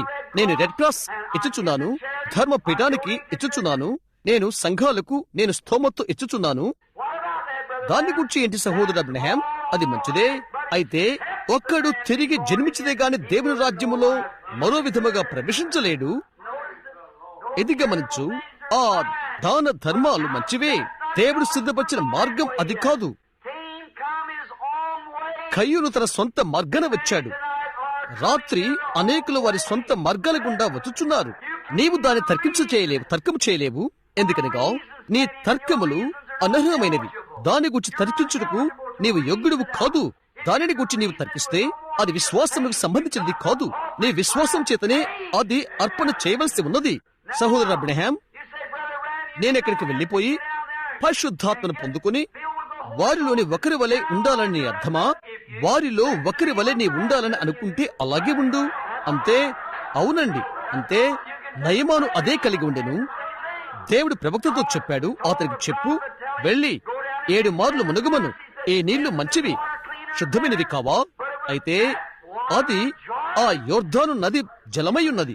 కొన్నిసార్లు చాలా లోతుగా కనిపిస్తవి. ఇక్కడ ఈ రాత్రి ఉన్న ప్రతి ఒక్కరూ 1900 సంవత్సరాల క్రితమునున్న కల్వరిని దేవుడు ఎంత మూల్యము చెల్లించినది తెలుసుకోవాలని నేను ఆశపడుతున్నాను. ప్రభువు కొరకై తృణీకరించబడిన కొద్ది మంది మార్గాన్ని నేను స్వీకరిస్తానని చెప్పి మీ చేయి పైకెత్తాలని నేను ఆశపడుతున్నాను. ఆ అబ్బాయిలతో, సోదరు టామ్ లేక కొందరు పిలిచే ఆ పరిశుద్ధ గుండాలతో నేను కలిసిపోతాను అని మీరు చెప్తారా? సహోదరుడా, నేను లోకమంతా తిరిగాను సుమారు 3 సార్లు. నేను ఎన్నడూ పరిశుద్ధ గుండాలను ఇంకా చూడలేదు. లేదండి, నేను పరిశుద్ధతను చూశాను, కానీ పరిశుద్ధ గుండాలు చూడలేదు. సంఘానికి దయ్యము తగిలించిన పేరు అది. దేవుడు చెప్పాడు, పరిశుద్ధత లేకుండా ఏ నరుడు దేవుని చూడరు. దాని గురించి నీకు నీవే సరిపోల్చుకో. అది దేవుని యొక్క మార్గము. ప్రజలు అరుపులు అరుస్తూ కేకలు వేస్తున్నారే, సహోదరు అబ్రహాం, అది ఏమైంటుంది అని అడుగుతావు. ఏంటి, అది పిచ్చిగా అగుపిస్తుంది నాకు అని నీవంటావు. అందుచేతనే నీవు తిరిగి జన్మించవలసి ఉన్నది. నీవు తిరిగి జన్మించినప్పుడు అప్పుడు అది పిచ్చి అనిపించదు. నీవు మాలో ఒకడవవుతావు. ఒక్కప్పుడు నీవనుకున్నట్లుగా వారు అనుకున్నారు. అవునది నిజం. వారి స్వంతగా అందులోకి వెళ్లే వరకు నీవనుకున్నట్లు వారు అనుకున్నారు. అది ఒక మార్పు చెందుట. కాన్వర్ట్ అనగా మార్పు చెందుట అని అర్థం. ఒక మనిషి తనకు తాను చనిపోతే తప్ప చెప్తావు, ప్రభువా దాని గురించి నాకేమి తెలియదు, నన్ను తీసుకుని వెళ్ళు, ఆమేన్. అప్పుడు దేవుడు అది చేస్తాడు. అవునా? కయ్యూను అన్నాడు, నేనిదంతా క్రింద పెట్టాను. దేవుడు దాన్ని తిరస్కరించాడు. అతడు దాన్ని అందంగా చేశాడు. బహుశా నీవనుకోవచ్చు, నేను సూర్యోదయ ఆరాధనకు వెళ్ళుచున్నాను, నాకు కొత్త టాపిక్ కావాలి. ఒక అమ్మాయి ఒక్కసారి నా కూటమిలో పాట పాడబోతున్నది. ఆమె అడిగినది, సహోదరు అబ్రహాం, ఆమె తల్లి తన బ్రతుకు తెరువు కొరకై కుండలు కడుగుతూ ఉండేది. ఆమె తన తల వెంట్రుకలకు కింగ్ పెట్టుకున్నది. అవి తెలుసా? ఏంటది? లేదా దాన్ని ఏమని పిలుస్తారు? ఆమె తలలో ఉండేది ఏంటి? అది తప్పని నాకు తెలుసు. ఆ పేరు ఎప్పుడూ నేను ఆలోచించలేదు. దాని గురించి నాకు ఎక్కువగా తెలియదు టోనీ. పర్మనెంట్ అది. తల వెంట్రుకల్లో ఎప్పుడు ఉన్నది. అది అదే. హాట్ల వరుసలో ఆమె పడక ముందు ఒకటది ఆమె తల వెంట్రుకల్లో పెట్టుకునేది. ఆమె పేద తల్లి అక్కడ ఆమె జీవనము కోసము తొట్లు కడుగుతూ ఉండేది. ఆమె వెళ్లి తల వెంట్రుకల్లో పెట్టు పర్మనెంట్ తెచ్చుకున్నప్పుడు ఆమె పాడుటకు నేను అనుమతించను అని నేను అన్నాను. ఎందుకనగా ఆమె అది చేసినప్పుడు ఆమె పాడుటకు పనికిరాదని నేను చెప్పాను. అవును, వేదిక ఇక ప్రసంగ వేదిక పరిశుభ్రంగా కాపాడటానికి దేవుడు మనకు సహాయము దయచేను కాక. ఈ రోజు లోకములో ఉన్న విషయం ఇదే. సహోదరుడా విను, పురాతన కాలంలో చెట్టు నుండి ఔషధం తయారు చేయుటకు అనుభవం నేను నమ్ముతున్నాను. అక్కడ పొదలో అక్కడ చేదు వెల్లన్ని పెరికివేసి నేలను దున్ని విత్తనం పెడతారు. అవును, ఎప్పుడు గమనించు, అందమును గూర్చి కయ్యూను ఆలోచన చేశాడు. వారు ఆలోచన చేస్తారు, మా సంఘము మేము కొత్త ఆలయాన్ని కడతాము, అది మంచిదే. ప్రతిదీ కూడా అందమే, అది మంచిదే. ప్రభువైన యేసుతో కూడా నీవు స్వీకరిస్తే, నీవు ఆయనకు ప్రథమ స్థానం ఇచ్చినట్లయితే మిగతా వాటిని ఆయనే జగ్గ తీసుకుంటాడు. ఒకరు అడిగారు, సహోదరు అబ్రహాం, ఈ అమ్మాయి ఈ విధంగా కనిపిస్తున్నది, బలిపీఠం ఎద్దుకు రావచ్చునా అని నీవనుకుంటున్నావా? నేను చెప్పాను, ఇది వసంత ఋతువు కాబోతున్నది. ఇక్కడున్న నిదానంగా పెరిగే ఆ సింధూర వృక్షాలన్నీ, వాటిలో ప్రతి ఒక్కటి వాటి మీదకి ఆకులు తెచ్చుకోవలసి ఉన్నది. శరదృతువు ఆకులు రాలు కాలము అది అనుభవించినది. మనం వెళ్లి ఆకులు పెరికివేయనవసరం లేదు. కొత్త ఆకులు వచ్చుట కొరకై కొత్త జీవం పైకి రానే, పాత ఆకులు రాలిపోతవి. అవునది నిజం. ఆమేన్. విను, ఇది కూడా నేను చెప్పవచ్చా? పాత ఆకు రాలిపోతే, పాత ఆకు రాలిపోకపోతే కొత్త జీవం రాలేదని అది చూయిస్తున్నది. ఇప్పుడు నా మీద కోప్పడవద్దు, నేను యేసును గురించి మాట్లాడుతున్నాను. అవును, అది అదే మంచిది. మన పరలోకపు తండ్రికి ఎంతటి అమూల్యమైనదో అది గమనించు. ఆయనేమి చేశాడో చూడు. అక్కడ కయ్యూను వచ్చాడు, అతని అర్పణ అతను చేశాడు, అతడు ఆరాధన చేశాడు, అతడు మందిరానికి వెళ్ళాడు. ప్రక్కవాడు ఎంతటి మంచివాడో అతడు అంతటి మంచివాడు. ఏశావు అంతే. ఏశావు తన గుణగణాలలో యాకోబు కంటే మంచివాడు. ఒక పెద్ద మనిషి కంటే పెద్ద మనిషి. అతడు తన తండ్రిని ప్రేమించాడు, అతని విషయాలు మంచిగానే చేశాడు. అయితే దేవుడు యాకోబును ఎన్నుకున్నాడు. ఇప్పుడు గమనించు, హేబేలు తన అర్పణ అర్పించుకు వచ్చినప్పుడు, అది హేబేలు వచ్చినప్పుడు అది ఎంతో వ్యత్యాసకరంగా ఉన్నది. ఇక్కడ హేబేలు వచ్చాడు, అతను పని చేయలేదు. పట్టణములో వెనుటకు పెద్ద సంఘము కొరకు అతను ప్రయత్నము చేయలేదు. సహవాసము చేయుటకు అందమైన గుంపును కనుగొనటానికి అతను ప్రయత్నము చేయలేదు. ఆమేన్. అతనికున్నదేదో అదే తీసుకుని వచ్చాడు. అంతే, అతని గొర్రెల కాపరి. కాబట్టి అతడు అక్కడికి చేరుకుని గొర్రె పిల్లను పట్టుకుని కట్టి, ఆ దినాలలో ఎలాంటి జనపనారం లేదని నేను అనుకుంటున్నాను. కాబట్టి అతడు తప్పకుండా ద్రాక్ష తీగ తీసుకుని దాని మెడకు చుట్టి ఉంటాడు. అయితే దేని గురించి మాట్లాడుతున్నది? వారు ఆయన కలవరి యుద్ధకు నడిపించింది. ఆయన గొర్రె పిల్ల. ఆయన ఎందుకు పశువుల శాలలో జన్మించాలి అని అడిగారు. మంచిది, గొర్రె పిల్లలు ఇళ్లలో జన్మించవు కదా, అవి పశువుల కొష్టాలలో జన్మిస్తవి. వారు ఒక గొర్రె వలె వధశాలకు వారు నడిపించారు. వారు ఆయన్ను నడిపించుకుని పోయారు. కలువరి వరకు ఆయన నడిపించారు. ఆయన దేవుని గొర్రెపిల్ల. ఆమేన్. భూమికి పునాదులు వేసినది మొదలు. నేను ఇది ఆలోచన చేస్తున్నప్పుడు అక్కడకు హెబెల్ యొక్క గొర్రెపిల్ల వచ్చినది, దేవుని గొర్రెపిల్ల వచ్చినది. నేను దాన్ని ఆలోచన చేస్తున్నప్పుడు నా గుండె తిరిగిపోతున్నది. నన్ను గురించి నేను ఆలోచన చేస్తున్నప్పుడు ఒక పేదవాడును, అయోగ్యుడును, భక్తి లేని పాపిని, దేవుడు లేకుండా చనిపోతున్న వాడును, లోకంలో క్రీస్తు లేని వాడును, నిరీక్ష లేని వాడును నేను. మనోహరుడైన ఒకడు యుక్తకాలమందు నా నిమిత్తం చనిపోయాను. ఎన్నిక లేని వానిగాను, తృణీకరించబడిన వానిగాను ఉండెను. ఆయన దృష్టిలో నేను అంగీకరించబడు కొరకై నా నిమిత్తం ఆయన అలాగు ఆయను. ఓ, నేను దాన్ని దాటిపోలేకపోతున్నాను. ఆయన ఏ విధంగా అది చేశాడో నేను ఊహించలేక ఉన్నాను. నేను ఎవరని? తరువాత ఆయన నీ కొరకు చేశాడా అని నీవు అంటావు. అవును, పరిశుద్ధాత్మ వచ్చాడు, ఒక దినం నన్ను వేటాడి నీ కొరకు ఆయన చేశాడు అని చెప్పాడు. నేను ఆయన నమ్మాను, నేను ఆయన నమ్మి ఉన్నాను. అవునండి, నేను ఆయన అంగీకరించాను. అది అలాగనే నేను కనుగొన్నాను. వారు మూఢభక్తి గల వారిని ప్రజలు చెప్పినా పర్వాలేదు, లేక వారు అయినప్పటికీ నేను దేవుని నమ్మి ఉన్నాను. ఆయన చెప్పినట్లు ఆయన చేశాడు. నేను చిన్న హెబెలును చూడగలుగుతున్నాను. ఇప్పుడు గమనించండి, హెబెలు వెళ్లిపోయి ఈ చిన్న ద్రాక్ష తీగను తెచ్చాడు. బయటికి వెళ్లి చిన్న మగ గొర్రె పిల్లను, తల్లి గొర్రె యొక్క మొదటి దానిని, అతడు మెడకు ఈ ద్రాక్ష తీగను కట్టాడు. దాని మెడకు ద్రాక్ష తీగని కట్టాడు. ఇక్కడ అతను వస్తూ ఉన్నాడు, లాక్కునేస్తున్నాడు. దానికంత అందము లేదు ఉన్నదా? అక్కడికి లాక్కుని వచ్చాడు. తర్వాత పెద్ద రాయినొద్దకు దాన్ని తెచ్చి గుమ్మము చివర తూర్పు దిశన అక్కడ ఉంచాడు. ఇప్పుడు గమనించండి, బహుశా కయ్యూను సంవత్సరమంతా కష్టపడి ఉండవచ్చును, మంచి పంట పండించి తద్వారా దేవునికి ప్రీతిపరచదనని అనుకున్నాడు. చాలా మంది ప్రజలు అనుకుంటారు, నేను అబద్ధమాడకుండా ఉంటాను, నేను దొంగతనము మానుకోబోతున్నాను, నేను పొగ త్రాగుట మానుకుంటాను, నేను శ్రేష్టమైన తరహా వారి యొద్దకు వెళ్తాను, నేను సొసైటీలో సంస్థలో చేరుతాను. అక్కడే అది ఉంది. క్రొత్త పుటను నీవు త్రిపుటను గూర్చి దేవుడు లెక్క చేయడు. నీ హృదయం క్రీస్తు వైపు త్రిపుటకు ఆయన నిన్ను కొరుతున్నాడు. నీలో నుండి ఆయన తెలియచేసుకోనివు. నీవు ఏమి చేయనిది కాదు, మంచి కళని బట్టి కాదు మనం రక్షించబడినది. అయితే ఆయన కనికరాన్ని బట్టి మనము రక్షించబడితే, మనం కొనబడితే. ఏ మనుషుడు అతిశయించడానికి క్రియల ద్వారా కాదు.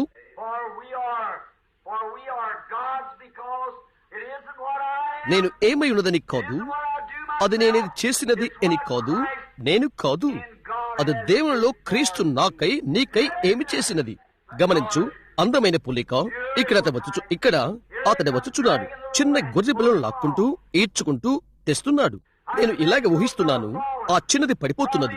బహుశా ముందు ఏది సమీపిస్తున్నదో దానికి అది ఎరగదు. తన చిన్న కాళ్లను లేక పాదాలను లాక్కుంటూ సిలువ లాగుతున్న క్రీస్తు సంపూర్ణ పులిక, దేవుని గొర్రె పిల్ల బలహీనంగా పడిపోతూ యెరూషలేము గుండా వచ్చుచున్నది. ఇక్కడ ఆ చిన్నది అరుపులు అరుచుకుంటూ వచ్చుచున్నది. అతడు ఆ పెద్ద బండ యొద్దకు దాన్ని తెచ్చినప్పటికీ చిన్న పదును రాయి తీసుకున్నాడు. ఆ రోజుల్లో వారికి చిన్న కత్తులు లేవని అనుకుంటున్నాను. ఏ విధముగా దాన్ని పండబెట్టాడు. దాని తల వెనుక భాగాన్ని పట్టుకున్నాడు. ఈ విధంగా దాన్ని పైకెత్తాడు. దాని చిన్న గొంతును కోయటకు ఆరంభించాడు. దాని గొంతును రాయి కోసినది. ఆ బండ మీద రక్తము కాచుతూ అరుపులు అరచుచూ రక్తము చిందించుకుంటూ గొర్రె పిల్ల చనిపోయినది.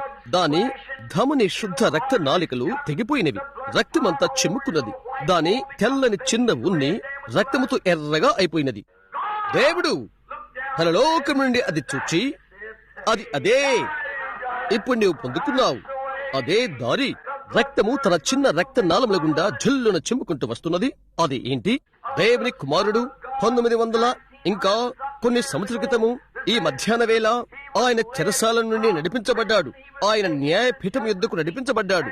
అక్క నుండి కొరడా దెబ్బల షాలకు, అక్క నుండి గల్గోతాకు, అక్క నుండి కొండపైకి లగ్గబడ్డాడు. కురేనైన సిమోను సిలువను మోయట్లో ఆయనకు సహాయం చేశాడు. అక్కడే ఆయన చనిపోయాడు. యుగ యుగములోని బండపైన ఆయన రక్తము ఆయన నుండి కొట్టుకొని వచ్చుచుండగా ఆయన శరీరము చీల్చబడినది. హల్లెలూయా! ఆ పెద్ద కేకల వేయు అపహాస్యపు ముఖ ఆయన ముఖంపై ఉమ్మివేశారు. ఆయన చెప్పాడు, నా రాజ్యము ఈ లోక సంబంధమైనదైతే నేను నా తండ్రిని వేడుకొందును. ఆయన నా కొరకై 2000 దూతలు పంపును. నా కొరకు వారు పోరాడుదురు. అయితే ఇది నా రాజ్యము కాదు. అయితే నీ రాజ్యం వచ్చును కాక, నీ చిత్తం నెరవేరును కాక. అది ఇక చాలా త్వరగా ఉంటున్నది. నీ రాజ్యం వచ్చును కాక, నీ చిత్తం నెరవేరును కాక. ఒక్కసారి బిల్లీ సండే చెప్పాడు, ప్రతి చెట్టు మీద ఒక దేవదూత కూర్చుని ఉన్నాడు. ఇంకా ఇలా అన్నాడు, ఆయన చేయిని అలా కొద్దిగా సులువు చేసి నీ వ్రేలిని చూంచితే అది మాత్రమే నీవు చేయవలసినది. మేము సమస్యను సఫలం చేస్తాం. అది సత్యమా? కైఫా చుచ్చి అన్నాడు. అతడు ఇతరులను రక్షించను, తనను తానే రక్షించుకోలేడు. ఆయన గురించి చెప్పబడిన మహోన్నతమైన శ్లాఘనం అది. ఆయనే రక్షించుకుంటే ఆయన ఇతరులను రక్షించలేడు. కనుక ఇతరులను రక్షించుట కొరకు ఆయన ప్రాణమును పెట్టాడు. హల్లెలూయా, ఆమేన్. మనమందరము గొర్రెల వలె త్రోవ తప్పి పుత్తిమి. మనందరి దోషమును దేవుడు ఆయనపై మోపెను. ఆయన వతకు తేబడిన గొర్రె వంటి వాడాయను. బొచ్చు కత్తిరించు వారి ఎదుట నోరు తెరవని గొర్రె వంటి వాడాయను. ఆయన నోరు తెరవలేదు. ఆయనను మన అతిక్రమల నిమిత్తము గాయపరచబడెను, మన దోషముల నిమిత్తము మొత్తబడెను. మన సమాధాన శిక్ష ఆయన మీద పడెను. ఆయన పొందిన దెబ్బల చేత మనకు స్వస్థత కలుగుతున్నది. అనూహ్యమైన ఆ ప్రేమను నీవేలా తిరస్కరించగలవు? వనకకుంటూ కొండపైకి ఆయన వెళ్ళుచుండుట, ఆయన చుచుట, పేదవాడు, బలహీనుడు, చిన్నవాడు, భారము చేత వంగిపోయిన బలహీన దేహముతో ఆ దినాన అక్కడ కూర్చొని దాని యొక్క క్షణికము పట్టుకొనిన కవిని నేను ఆలోచన చేస్తున్నప్పుడు అతడు ఇలాగ వ్రాశాడు, మధ్యకు బద్దలు బండలు, కారు చీకట్లు కమ్ము ఆకాశములు, నా రక్షకుడు తన తల వంచి మరణించను. తెరవబడిన తెర మార్గమును బయలుపరచను. పరలోక ఆనందాన్ని, తరగని దినాన్ని. ఓ ఎటువంటి రక్షకుడో! ఓ ఆ కొలతలేని ప్రేమను నేను ఎలాగ తిరస్కరించను? నీ కొరకు, నా కొరకు అది చేసిన ఆయన్ను ఎలాగ తృణీకరించగలము? ఏ రాత్రి నా సహోదరుడా, నా సహోదరి, నీవు రావాలని నేను నమ్ముతున్నాను. అది దేవుడు సిద్ధపరిచిన మార్గము. అది నీ కొరకైన మార్గము. నీ కొరకై ఏదైనా చేసినది ఆయనే. నీ స్థానాన్ని స్వీకరించినది ఆయనే. తిరిగి లేచిన విమోచకుడుగా ఏ రాత్రి తండ్రి కుడిపార్శ్వం నిలబడి ఉన్నది ఆయనే. చూశారా? ఈ భవనములో ప్రతి పాపి కొరకు మొర్రపెట్టు ఆయన ఎద్దుకు వచ్చుటకు బ్రతిమాలాడు. నీవు చేస్తావని నేను నమ్ముతున్నాను.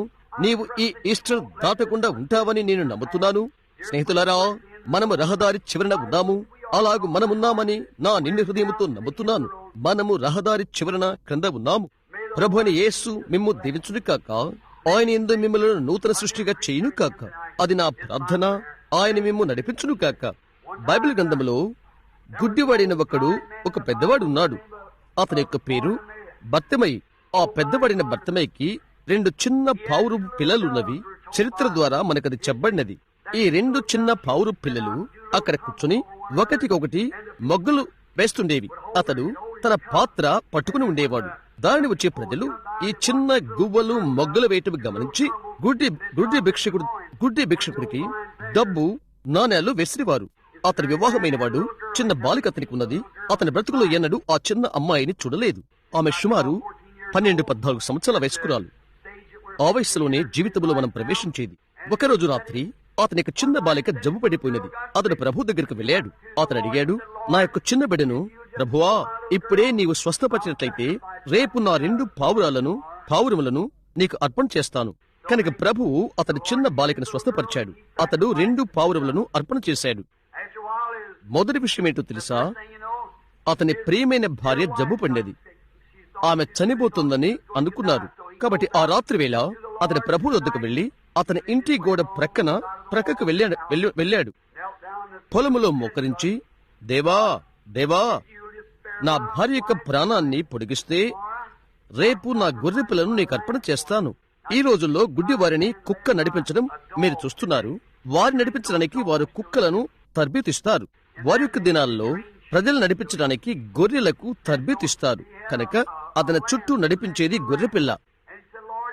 అతడు అడిగాడు, నీవు నా భార్యను స్వస్థపరిచినట్లయితే రేపు నా గొర్రె పిల్లను నీకు అర్పణ చేస్తాను. అతని భార్య స్వస్థత పొందినది. ఆ మరుసటి రోజు అతడు ఆలయానికి వెళ్తున్నాడు. ప్రధాన యాజకుడైన కయఫా నిలబడి ఉండి ఇలా అడిగాడు, గురుడి భర్తమయ్య, ఎక్కడికి వెళ్తున్నావు?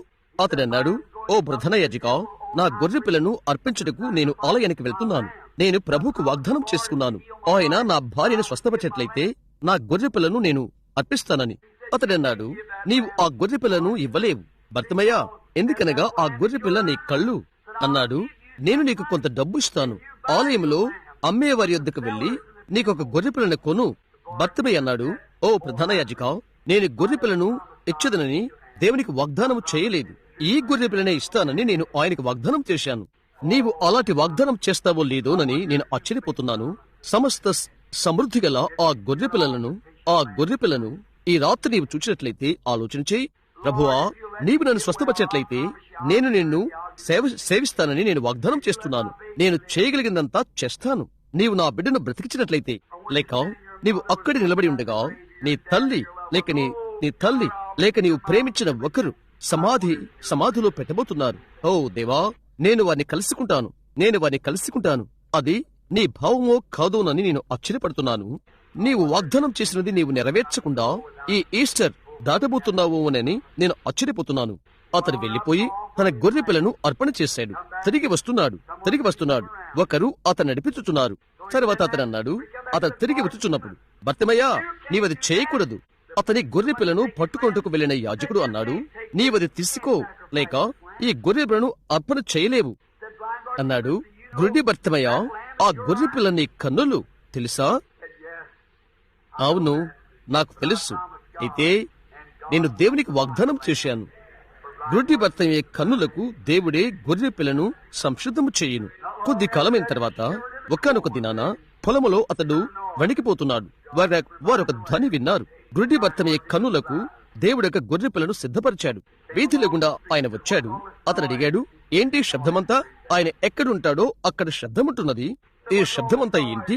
అతను చెప్పాడు, నజరేతు వాడిని యేసు అను ఒకడు దారిని వెళ్ళుచున్నాడు. అతడు తన పై వస్త్రమును విసిరివేసి అది ఎక్కడికి వెళ్ళిపోయిందో అతను చూడలేదు. అతను లెక్క చేయలేదు. దేవుడు ఒక గొర్రె పిల్లను సిద్ధపరిచాడు. అతడు నేరుగా గొర్రె పిల్ల యొద్దకే వెళ్ళాడు. యేసు, దావీదు కుమారుడా, నన్ను కరుణించు అని అన్నాడు. ధనవంతులైన వారు, ఆ చుట్టుప్రక్కల ఉన్నవారు, ప్రవక్తకు రాజుకు చుట్టూ నిలబడి ఉన్నవారు, ఓ నిమ్మలంగా ఉండు, ఆయన నీ మాట వినడు అని అన్నారు. అతడింకా పెద్దగా కేకవేశాడు. వారిలో కొందరన్నారు, అద్భుత కార్యములు జరుగు దినాలు అయిపోయినవి. ఆ దినాన అటువంటిది ఏదీ లేదు. ఇంకా పెద్దగా అతడు అరిచాడు, దావీదు కుమారుడా, నన్ను కరుణించు. దేవుడు గొర్రె పిల్లను సిద్ధపరిచెను. గుడ్డి భర్తమే కళ్ళకు సిద్ధపరిచిన ఆ గొర్రె పిల్లయే ఈ దినమున నీ కొరకు సిద్ధపరచబడి ఉన్నది. 1900 లేక మరికొన్ని ఆ సంవత్సరాల క్రితము ఆ దూరాన గొల్గోతా ఎక్కిపోయి ఆయనే నలగొట్టబడి ముక్కలుగా చేయబడ్డాడు. స్నేహితుడా, విను, జ్ఞాపకముంచుకో. హేబెలు తన మందులోకి వెళ్లి గొర్రె పిల్లను తెచ్చి అర్పణ బల్ల యొద్ద దాన్ని చంపాడు. ఇది పట్టుకోవటం మంచిదని. ఇప్పుడు మంచిది. తన గొర్రె పిల్లను వధించిన రాయొద్దునే హెబెలు చనిపోయాడు. నీవు చనిపోవటానికి ఇష్టంగా ఉన్నావా? నీ తలంపులన్నీ చంపివేసుకుంటూ నీవు సంసిద్ధంగా ఉన్నావా? నీ గొర్రె పిల్ల ఎక్కడున్నదో ఆ రాయొద్ద పండుకో, చచ్చిపో. దేవా, నన్ను కరుణించు అని చెప్పు. యవనస్తులైన స్త్రీ పురుషులు రకరకాల విషయాలకు వారి జీవితాలు అర్పించుకుంటూ గర్వంగా ఆలోచిస్తున్న, తాము తలంచుకొనుచున్న స్త్రీ పురుషులను నేను ఆలోచన చేస్తున్నప్పుడు, వయస్సు ఉన్న పెద్దవారైన పురుషులు, వారి ఉద్యోగాలు, వారి గౌరవప్రదాలు, వారి పొరుగువారు మొదలైనవి, ఈ రాత్రి అక్కడ ఉన్న కల్వరి యొద్దకు ఎందుకు నీవు ప్రాకి వెళ్ళకూడదు? హల్లెలూయా! నీ యొక్క స్వంత జీవితాన్ని మొక్కలే కాని ఆ దూరాన సిలువలో ఆయనతో కూడా చనిపో. యుగ యుగములలో నా బండా, నాకు ఆశ్రయం, నన్ను నీలో దాక్కుని అని ఆయన్ను కౌగిలించుకో. జలములు నాపై పొర్లివచ్చుచుండగా, తుఫాను ఇంకా పెద్దదవుతుండగా, ఓ నా రక్షక, నన్ను దాచిపెట్టు. లోకం ఏమి చేయాలనుకున్నదో దాన్ని చేయని, వేదాంతులు ఏమి చేయాలనుకున్నారో అది చేయని. నాకు వారి వేదాంతం వద్దు. నాకు కావలసింది యేసుక్రీస్తు. నా హృదయంలో కావాలి. నా గొర్రె పిల్లతో నేను చనిపోని. ఓ, నేను అక్కడ ఉన్న ఆ చిన్న రంగుజాతి మిషన్ వారి ఎదుకు వెళ్లి ఆ రాత్రి నేను నడుచుకుంటూ వెళ్ళుట ఎంత కఠినమైనదో నాకు తెలుసును. అక్కడంతా తెల్లవారు నిలబడి ఉండి అతడు రంగుజాతి మిషన్ వారితోకి వెళ్లిపోవచ్చున్నాడు అని చెప్పుకున్నారు. అది కఠినమైనది. నాలోని సమస్తమైన కెంటికి టీవీతో నేనెక్కడికి నడుచుకుంటూ వెళ్ళాను. అయితే దేవుడు చెప్పాడు, అది నీకు కావాలనుకున్నట్లయితే అక్కడికి వెళ్ళు. నేనెక్కడికి నడుచుకుంటూ వెళ్ళాను. అక్కడ బలిపీఠం దగ్గర మోకరించాను. నాకు నేను చనిపోయే వరకు, పాత బిల్ బ్రెన్హామ్ చనిపోయే వరకు నేను అక్కడే ఉన్నాను. 20 సంవత్సరాల క్రితము. హల్లెలూయా. క్రీస్తుతో కూడా నేను సిలువేయబడ్డాను. అయినా జీవిస్తున్నాను. నేను కాదు, అయితే క్రీస్తు నాలో జీవిస్తున్నాడు. ఒక దినాన ఆ మహిమగల పునరుద్ధానములో ఆయన వచ్చినప్పుడు నా శరీరం బహుశా అక్కడున్న మట్టిలో విశ్రాంతి పొందుతూ ఉండవచ్చు. అయితే అది జరిగినప్పుడు గడ్డి వెనుకకు కదలుట నీవు చూస్తావు. ఆయన ఘనమైన మహిమ రూపంలో నీవు వస్తావు. ఆయన ఘనమైన మహిమ రూపంలో నేను వస్తాను, అనేకులతో కలిసి. హల్లెలూయా. ఎందుకనగా ఆయన పునరుద్ధాన బలమును నేను ఎదుగుదును. ఈ రాత్రి మీలో ప్రతి ఒక్కరూ ఏమి చేయాలని నమ్ముతాను. అక్కడ ఉన్న గొల్గొతాకు ఈ రాత్రి ప్రాకి రండి. ఇప్పుడు చిన్న యాత్ర తీసుకుందాము. నీకు సమీపంగా వచ్చుచున్నాను నా దేవా అను దాని శృతి నీవు సహోదరి. అది మరణ సంబంధమైనది అని నీవు చెప్తావు. సరే సహోదరుడా, సమయం అనేది మనకుంటే మనకు చావు సంబంధమైనది అవసరం. అది ఇప్పుడే కావాలి. ప్రజలు వారి అహములోను గర్వములోను మనుషులు చావాలి. ఇప్పుడు నిశ్శబ్దంగా మనం తల్ల ఉంచుకుందాము. ఆమె మనకు ఒక శృతి ఆలాపనిస్తుండగా మంచిది.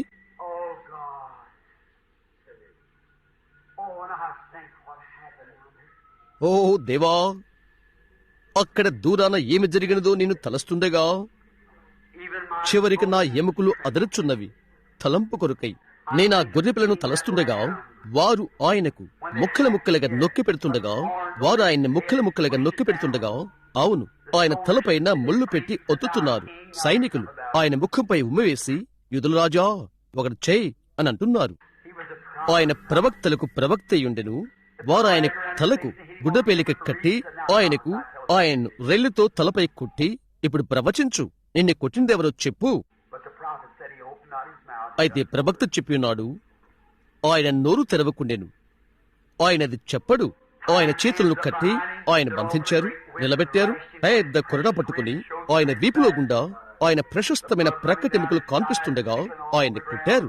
బుడబుడమంటూ ఆయన ప్రక్కలో గుండా రక్తము నేలపైకి కరుతుంది. ఆయన నడుచుచూ వచ్చుట నేను వింటున్నాను. ఆయన చెప్పుల్లో గుండా రక్తం ఒత్తుకొని కరుతుంది. ఆయన ఇమ్మానుయేలు, ఆయన దేవుడు, దేవుని రక్తము. ఇంకా వారా సిలువను తీసుకుని ఆయన వీపుపై మోపుట నేను చుట్టుచున్నాను. ఆ ముల్లు ముల్లుగా ఉన్న కరుకైన సిలువ. అక్కడికి ఆయన వెళ్తూ ఉన్నాడు. వీపును గాయములతోనే వీధుల్లో గుండా ఆయన వెళ్తూ ఉన్నాడు.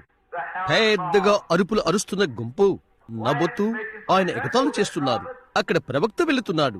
ఆ ఘృడైన యేసు వెళ్ళుచున్నాడు. ఆ దైవిక స్వస్థతనిచ్చువాడు వెళ్ళుచున్నాడు. అయితే ఆయన నా యొక్క ప్రభువు. నేను ఆయన ఎద్దుకు ఎక్కి వెళ్తాను. కొండ ఎక్కి ఆయన వెళ్తున్నాడు. యవ్వనస్తులైన సగం బట్టలతో ఉన్న స్త్రీలు ఆయన చుట్టూ పరుగులు తీస్తూ తమాషా చేస్తున్నారు. వారి అబ్బాయి స్నేహితులు ఒకరినొకరిను హత్తుకుంటూ కొండ ఎక్కుతున్నారు. సహోదర వాడ్, అది ఇంకా మరింత మారలేదు. గొప్ప సంఘాల సభ్యులు ఇలా చెప్పడం నేను చూస్తున్నాను. చూడు, అదిగో అతడే మన సంఘాన్ని ముక్కలు చేయాలనుకుంటున్నాడు. మన సంఘ కాపరికి వ్యతిరేకంగా బోధ చేశాడు. ఇప్పుడు అతను చూడు. అయితే ఆ విధంగా ఉండవలనని ప్రవక్త చెప్పాడు. ఆయన దేవుని గొర్రెపిల్ల. ఆయన తల ప్రక్కకి వంచి గడ్డం మీదుగా ఉమ్మి కార్చుకుంటూ నేను చూస్తున్నాను. ఆకాశవైపు తన కన్నులు కదలించి మోల్గుతూ కొద్దిగా జరుగుతూ ఉన్నాడు. ప్రభువా, ఆయనతో నేను ఇప్పుడు విశ్వాసం ద్వారా నడవాలనుకుంటున్నాను. ఆయన వీపు తట్టి, ప్రభువా, నేను ఇక్కడ నిలబడతాను. ఏమి చేయాలో నాకు చెప్పు, నేను దాన్ని చేస్తాను. నేను నిన్ను శ్లాఘిస్తున్నాను ప్రభువా అని చెప్తాను. ఆ దూరాన కొండపైన ఆయన క్రిందకు దింపి ఆయన ప్రశస్తమైన వస్త్రాలు ప్రక్కకు లాగారు. ఆ చేతులు జ్వరాన్ని తాకినవి. ఆ చేతులు పేద విధవరాలి కుమారుడు అతని నస్సులు ముట్టినవి, లేక అతని పెట్టియున్న సమాధి పెట్టిన ముట్టగా అతడు జీవం పొందుకున్నాడు. దౌర్కాకు ప్రాణం తిరిగి వచ్చుటకు పిలిచినది ఆయనే. యాయురు కుమార్తెకు జీవమిచ్చినది ఆయనే. లాజరు బయటికి రమ్మని పిలిచింది ఆయనే. ఆ పెదవులు ఇప్పుడు రక్తము కరుతున్నవి, ఎండిపోతున్నవి, అరుపులు అరుచుచున్నవి. భయంకరమైన ఆ పెద్ద శిలలు ఆయన చేతుల్లోనూ పాదముల్లోనూ దిగగొట్టారు. వారు నా చేతులలోనూ పాదముల్లోనూ శిలలు కుట్టిరి. అది జరగక మునుపు 700 సంవత్సరాల క్రితం ప్రవక్త అది పలికి ఉన్నాడు. ఏంటది? అది హెబెలు యొక్క గొర్రె పిల్ల. వారెక్కడ ఆయన బలవంతంగా కిందకి లాగుతున్నారు. శరీరము చీలిపోయినది. ఆయన బలహీనమైన శరీరము వణికిపోతుంది. నేను దప్పికొనుచున్నాను అని ఆయన అడిగాడు. వారు ఆయనకు చేదు చిరుకును ఇచ్చారు. వారు ఆయనపైకి ముఖమ్ముడిగా వచ్చారు. గోల చేశారు. ఆయన ఎగతాళి చేశారు. ఘనమైన అద్భుతములు చేయువాడా, అందును గురించి ఒకటి చేయి ఇప్పుడు.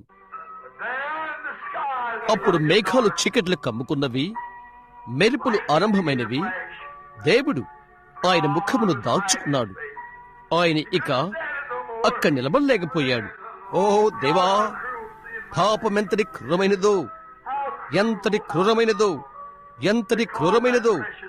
ప్రశస్తమైన వాడు అది చేయటానికి కారణమైనది. చివరకు దేవుడే తన ముఖమును దాచుకున్నంత మూల్యము చెల్లించవలసి వచ్చెను. దేవదూతలు తమ ముఖములు కప్పుకున్నారు, ప్రక్కకు మళ్లారు, ఆయన కొరకు ఏడ్చారు. చంద్రుడు నక్షత్రాలిక ముందుకు కదలలేకపోయారు. అవి ఇక కాంతినివ్వలేకపోయినవి. సాక్షాత్తు వాటిని సృజించిన దేవుడు సిలువలో చనిపోవుచుండెను. ఆయన తన తలను వాల్చెను. ఆయనది చేయకముందు ఆయన వస్త్రము కొరకు చీట్లు వేయి వారిని ఆయన క్రిందకి చూశాడు. ప్రవక్త చెప్పినది నెరవేర్చి చూశాడు. ఆయన అన్నాడు, తండ్రి, వీరేమి చేయుచున్నారో వీరిరుగురు కనుక వీరిని క్షమించు. అదంతా ప్రేమే. ఆదాము గొర్రెపిల్ల, దేవుడు సిద్ధపరిచిన గొర్రెపిల్ల, జగదుత్పత్తి మొదలుకొని వధింపబడిన దేవుడు సిద్ధపరిచిన గొర్రెపిల్ల. అక్కడ ఆయన చనిపోయాడు నిరాధారుడుగా, చెట్టు చివరకు దేవుడే మర్చిపోయిన వానిగా. తర్వాత ఆయన తండ్రి ఆయన్ని మర్చిపోయాడు. రక్తము కరుతూ ఉంది. ఆయనను ఆ చుట్టూ మనం వెళ్దాం. నవ్వుతున్నారు తీక్షణంగా, ఏమి జరుగుతున్నట్లుగా తీక్షణంగా ఉన్నారు. ఓ దేవా, అదే రక్తము ఎంతో కాలము క్రితము ఆసుపత్రిలో ఉండగా వైద్యుడు అతడు చనిపోతున్నాడు, అతడు చనిపోబోతున్నాడు అని చెప్పాడు. నన్ను స్వస్థపరిచినది ఆ రక్తమే. ఒక చిన్న పాపిన బాలుడుగా ఇక్కడ పరుగులు తీస్తూ ఉన్నప్పుడు నా యొక్క పాపములు క్షమించినది ఆ రక్తమే.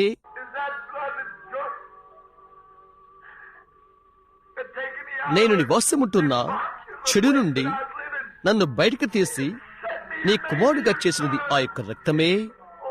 ఓ మరణమవుతున్న గొర్రెపిల్ల, నీ ప్రశస్త రక్తమే. ప్రభువా, సిలువకు దగ్గరగా నన్ను ఉంచుము. అదే నా యొక్క దర్శనం. దూరాన ఉన్నది అదే ప్రేమ. దేవుని యొక్క గుండె అంత కదిలిపోతుంది అక్కడే.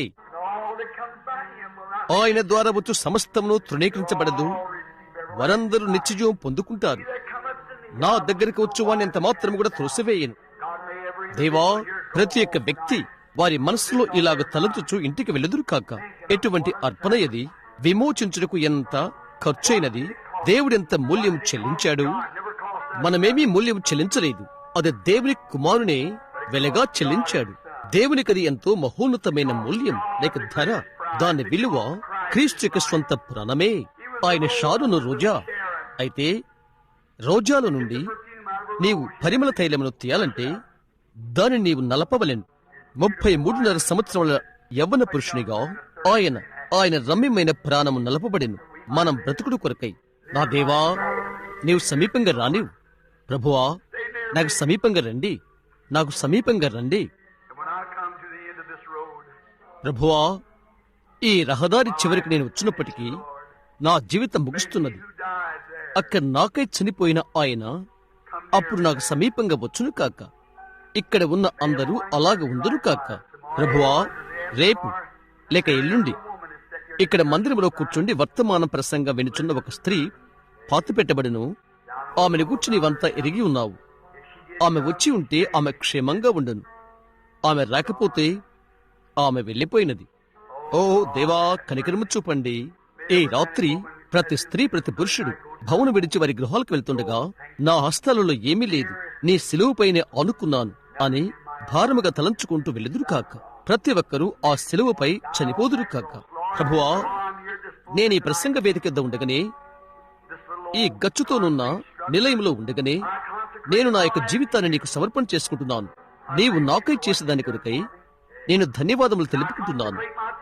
నీ శిలువ జ్ఞాపకార్థముగానున్న రాత్రి నాకై నేను నూతనంగా సమర్పణ చేసుకుంటున్నాను. ప్రభువా, నన్ను స్వీకరించు, నన్ను క్షమించు, నా యొక్క తప్పిదాలు ఇబ్బందులు క్షమించు. ప్రభువా, దేవుని ఆత్మలో నన్ను శక్తివంతునిగా బలమైన వానిగా నన్ను చేయి. తద్వారా నీకై ఆత్మలను సంపాదించులాగున ఈ సమాజమును దీవించుము. ఆయన నమ్మును అడుగుచున్నాము. ప్రతి పాపిని క్షమించుము. ప్రతి తప్పిపోయిన వ్యక్తికై తిరిగి అనుమతించుము. మనము తరల ఉంచి ఉండగానే ఇక్కడ ఇప్పుడున్న ప్రతి పాపి అయిన పురుషుడు, స్త్రీ, చిన్న బాలుడు, బాలికలు, మీరందరూ అక్కడ వెనకాలన్న యవనస్తులైన మీరు గతించిన రాత్రి మీతో కఠినంగా మాట్లాడితేని అది చేయుటకు నాకు ఇష్టం లేదు. ప్రభు మీ హృదయాలను దీవించును కాక. సహోదరు అబ్రహాం కరుకైన వాడని మీరు తలంచుండవచ్చును. అయితే నేను మిమ్మల్ని ప్రేమిస్తున్నాను. మీరెక్కడ ప్రారంభించినారో నేను అక్కడే కూర్చున్నాను. అది ఏమైనది నాకు తెలుసును. ఆ కారణము చేతనే నేనది చెప్పాను. మీరు మన ప్రభును ప్రేమించరా? నాకై ప్రార్థించండి. ఇది నాకు సమర్పణ సమయట్లుగా నా కొరకై ప్రార్థించండి. మీలో కొందరు తల్లులు, తండ్రులు, పెద్దవారిని మీరు సమర్పణ సమయముగా ఇది చేసుకునండి. చేస్తారా? మీ హృదయాలలో అంగీకరించండి. మీ నిండు ప్రాణముతో ఆయన యందు నమ్మకం ఉంచండి. ఇప్పుడు మనము తల్ల వంచుడుగాని ప్రార్థనలో జ్ఞాపకం చేసుకోవాలని ఎవరైనా ఆశిస్తున్నారా? మీరు అలాగైతే మీ చేయ పైకెత్తి, సహోదరు అబ్రహాం, నన్ను జ్ఞాపకం ఉంచుకోండి, నేను దేవునికి సమీపంగా ఉండాలని ఆశపడుతున్నాను అని చెప్పు. మంచిది. డజన్ల కొద్ది హస్తాలు. తండ్రి, వారినందరినీ జ్ఞాపకముచ్చుకో. వారు సమాధానం పొందాలని నీవు వారికి అనుగ్రహించమని నేను ప్రార్థిస్తున్నాను. మా చెక్కుల నుండి కన్నీరు కారుతూ ఇక్కడ నా ప్రసంగ వేదిక యుద్ధ పడుతున్నది. కొందరు వారి చేతి రుమాల్లో పట్టుకుని ఉన్నారు. వారిలో కొందరు భీకరంగా కనిపించువారు, కరుకైన వారు ఇక్కడ ఉన్నారు. నా ముందు కూర్చుని ఉన్నారు. వారి ముఖములో గుండా కన్నీరు కాచుచూ చెక్కిళ్ళు మడతలు పడి ఉన్నారు. మమ్ము స్వీకరించండి ప్రభువా. ఈ దైవిక సన్నిధిలో మమ్మల్ని ఒక్కొక్కని క్షమించుము. ప్రియమైన దేవా, ఈ రాత్రి మమ్మల్ని రక్షించు ప్రభువా. వృద్ధులను, యవ్వనులను మేము ఆ దినాన స్వీకరించబడి నీ రాజ్యమందు చేరుదుము కాక. ఎందుకనగా ఆయన నామమున అడుగుచున్నాము. ఆమేన్.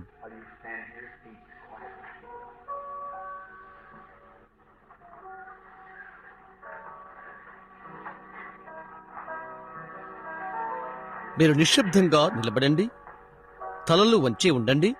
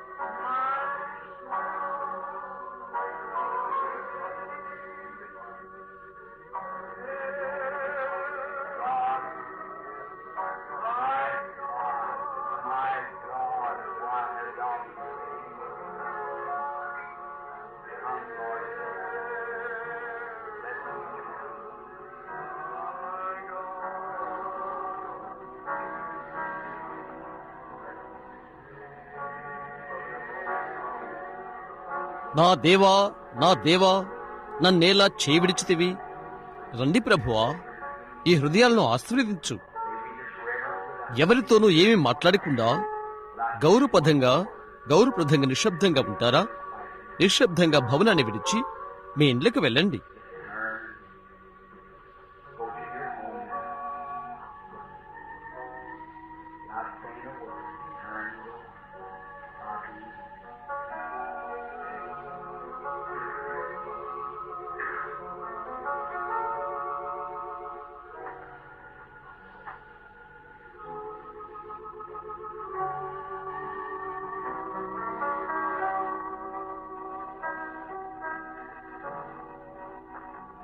ఇప్పుడు తిరిగి మీ ఇంట్లోకి వెళ్ళండి. ఏ మాట చెప్పకుండా వెనుకకు తిరిగి వెళ్ళండి. దేవుడు మీతో ఉండరు. మనమందరము గొర్రెల వలె దారి తప్పిపోతమి. యెహోవా మనందరి దోషమును అతని మీద మోపెను.